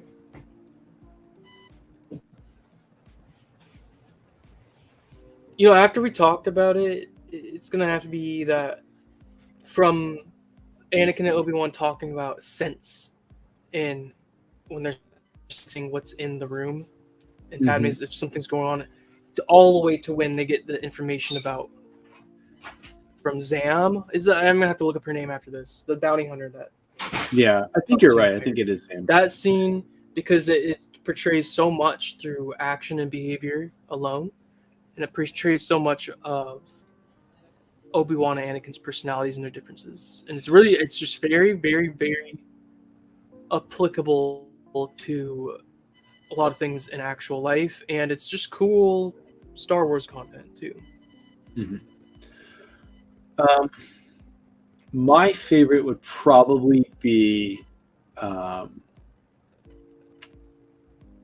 the Tusken camp, but the scene in the repair shop when Anakin tells Padme what he's done. It's a toss up between that and then the fight with Dooku at the end. I think are my two favorites of this movie, because I just think the connection of the repair shop and the homes and Lars homestead is so beautifully done. I don't even think it's it is probably the most impactful scene of probably this trilogy, is Anakin admitting to the first horrible thing he's done. He hasn't really done anything bad, right? Until this point. You know, has he been a less than ideal student or Padawan? Sure. But it doesn't make you a bad person if you're not excelling at your field of study. But when you massacre a village, we get to count that as the bad act you do.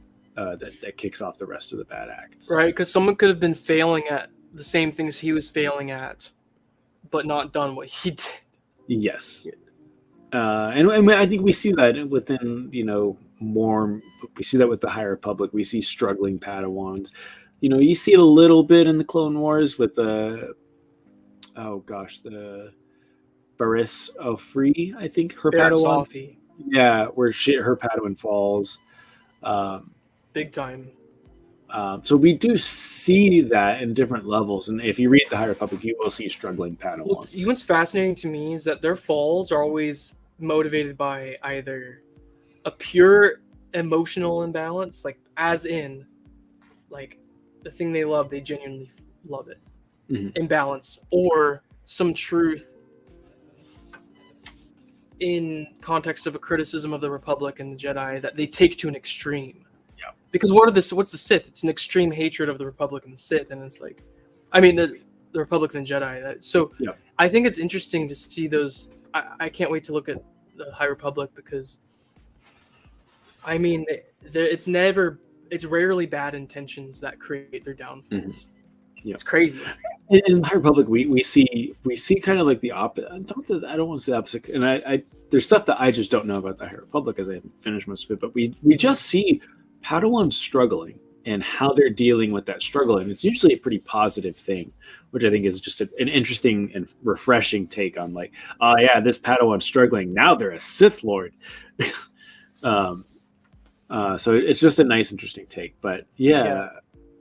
What's your exactly, because that's also just, it's not always like that, let's see some basic struggles for because that, like, a day in the life of a struggling like, that's cool. And how do they learn from that? What positive lesson can they take away from that? How can they grow from that versus, yeah, you were doing so hot, now you're shooting. What's funny? It's funny. I actually look forward to that dynamic in the Obi-Wan show. Honestly, I think it's similar. Very excited about that. It's similar. His contemplations must be Interesting. I think it's gonna. I think Kenobi. Oh, I was gonna move on to the least favorite stuff. I think Kenobi's gonna be a very cerebral show more than anything. I think it's gonna deal a lot with coping. It's a lot of coping, a lot of how are you, wrestling with internal demons and stuff like that. I think that's really what that show is going to be about. That dude has been through so much. It's just going to be 6 episodes of Ewan McGregor crying. It's just all it's going to be. Who's your finishing up? Who's your least favorite character of this movie?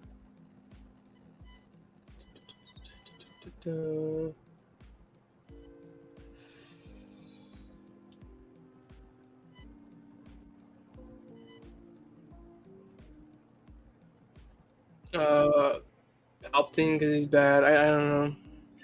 I'm gonna say Anakin because, and not in the I think Hayden Christensen's a bad actor version.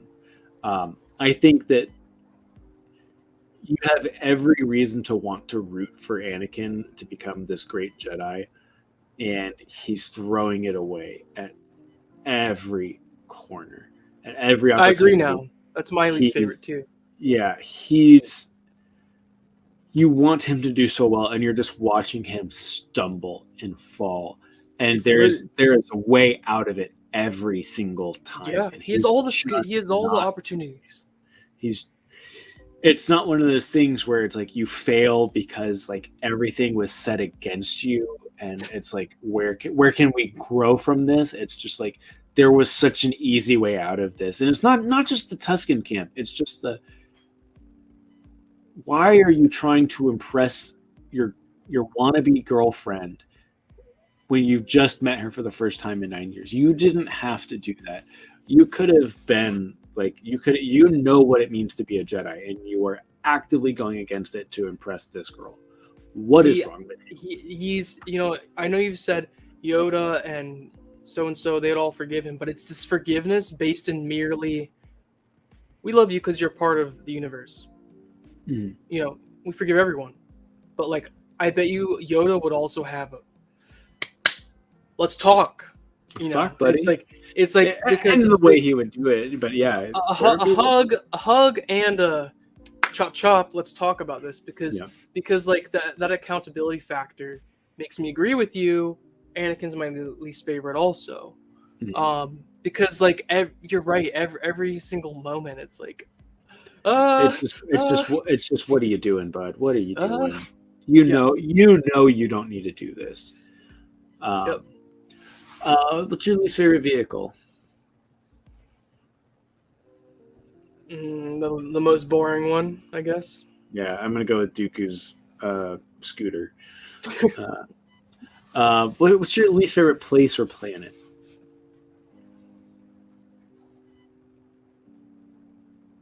The droid foundry scene, that place. Okay. I like the assembly line. Yeah, I think I don't like the character interaction in the scene is great. The Looney Tunes obstacle course, not the best. And then what's your least favorite scene of the movie? I don't know. I'd have to pause again. Yeah.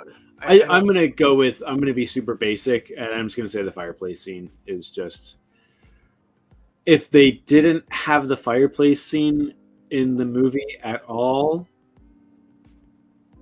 I think the movie would be better. I'll just say that. Hot take. If that was just a cut scene, the movie would genuinely be better. I think you would not have that scene that takes you out of the seriousness of kind of what's going on in the movie. That's my thought.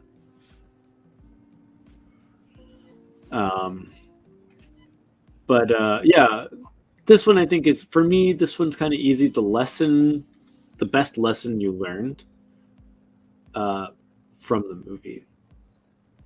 Either like you knew something you learned a long time ago, or you learned it rewatching it. The importance of it's a reinforcement, this film, of the importance of discipline within your own self, Mine's the which same. Anakin lacks Yes, in abundance. mine That's the stems from lesson this. Yeah, I yeah, mine stems in the same way. It is really based on that Padme Anakin dynamic of like the importance of who you are is obviously very important, but also keeping in mind of how important everything else around you is. And we see this with Padme time and time again, is how she's so responsible, she's so selfless, and in a way, she, despite all the stuff that Anakin is going through, she still cares for him, and she's so patient and understanding with him. She definitely puts him in his place all the time, without hesitation, but just that sense of responsibility and care, and it's her. Just I think her character is just like one of the things. It's just such an admirable thing to do. It's such a, I think, a great aspiration to go after is to be more like her in this movie, and it's just to try and be better and more like her in this movie. And that's like that was my biggest takeaway from rewatching it. Yeah, and the skill she has that he doesn't is Yeah, she's so limited that. compared to him, in the grand scheme of things, but she always seems to do better. well, she has more. She's I think smart. her force talents surpass Anakin's, because I think he just has muscles, and somehow Yes. his muscles let the force run through. It's like she's more one with the force than he is. So She's therefore, she also has more self discipline than him. yes, So, she's infinitely more wise than Anakin. so that actually means it's sort of like an anti-dyad in the force, because with Rey and Kylo we have the dyad. With Padme and Anakin, we have a vast contrast. Yeah. Massive contrast. It's a weird thing. It is like this, like these opposite magnetic poles, kind of like what you're doing, that they are trying their hardest to push together to become connected, but it is just, it does not work out in the end. But yeah, that's basically it. I really, really liked watching this movie again. If I were to put this in the ranking, I am probably keen to put it in the middle tier. I think there's still so many Star Wars movies that I think are so much more interesting, maybe a little bit more interesting to watch, and have more lessons and more fun things about them. But yeah, definitely like a middle tier, for me. Stuff like Empire Strikes Back, Last Jedi, A New Hope, Rogue One. They still sit up higher for me, just because I just have enjoyed them for so long, and they just really do it for me. But I was so pleasantly surprised with this movie. It was the one I was most excited to rewatch. I'm so happy with how I felt about it now. I agree. It was the film that, as it was the film in my life that like solidified me being a Star Wars fan more than just liking it. So okay, yeah. But yeah, I think that'll wrap it up for now. And one thing, again, if you've just finished Book of Boba Fett, go watch this movie.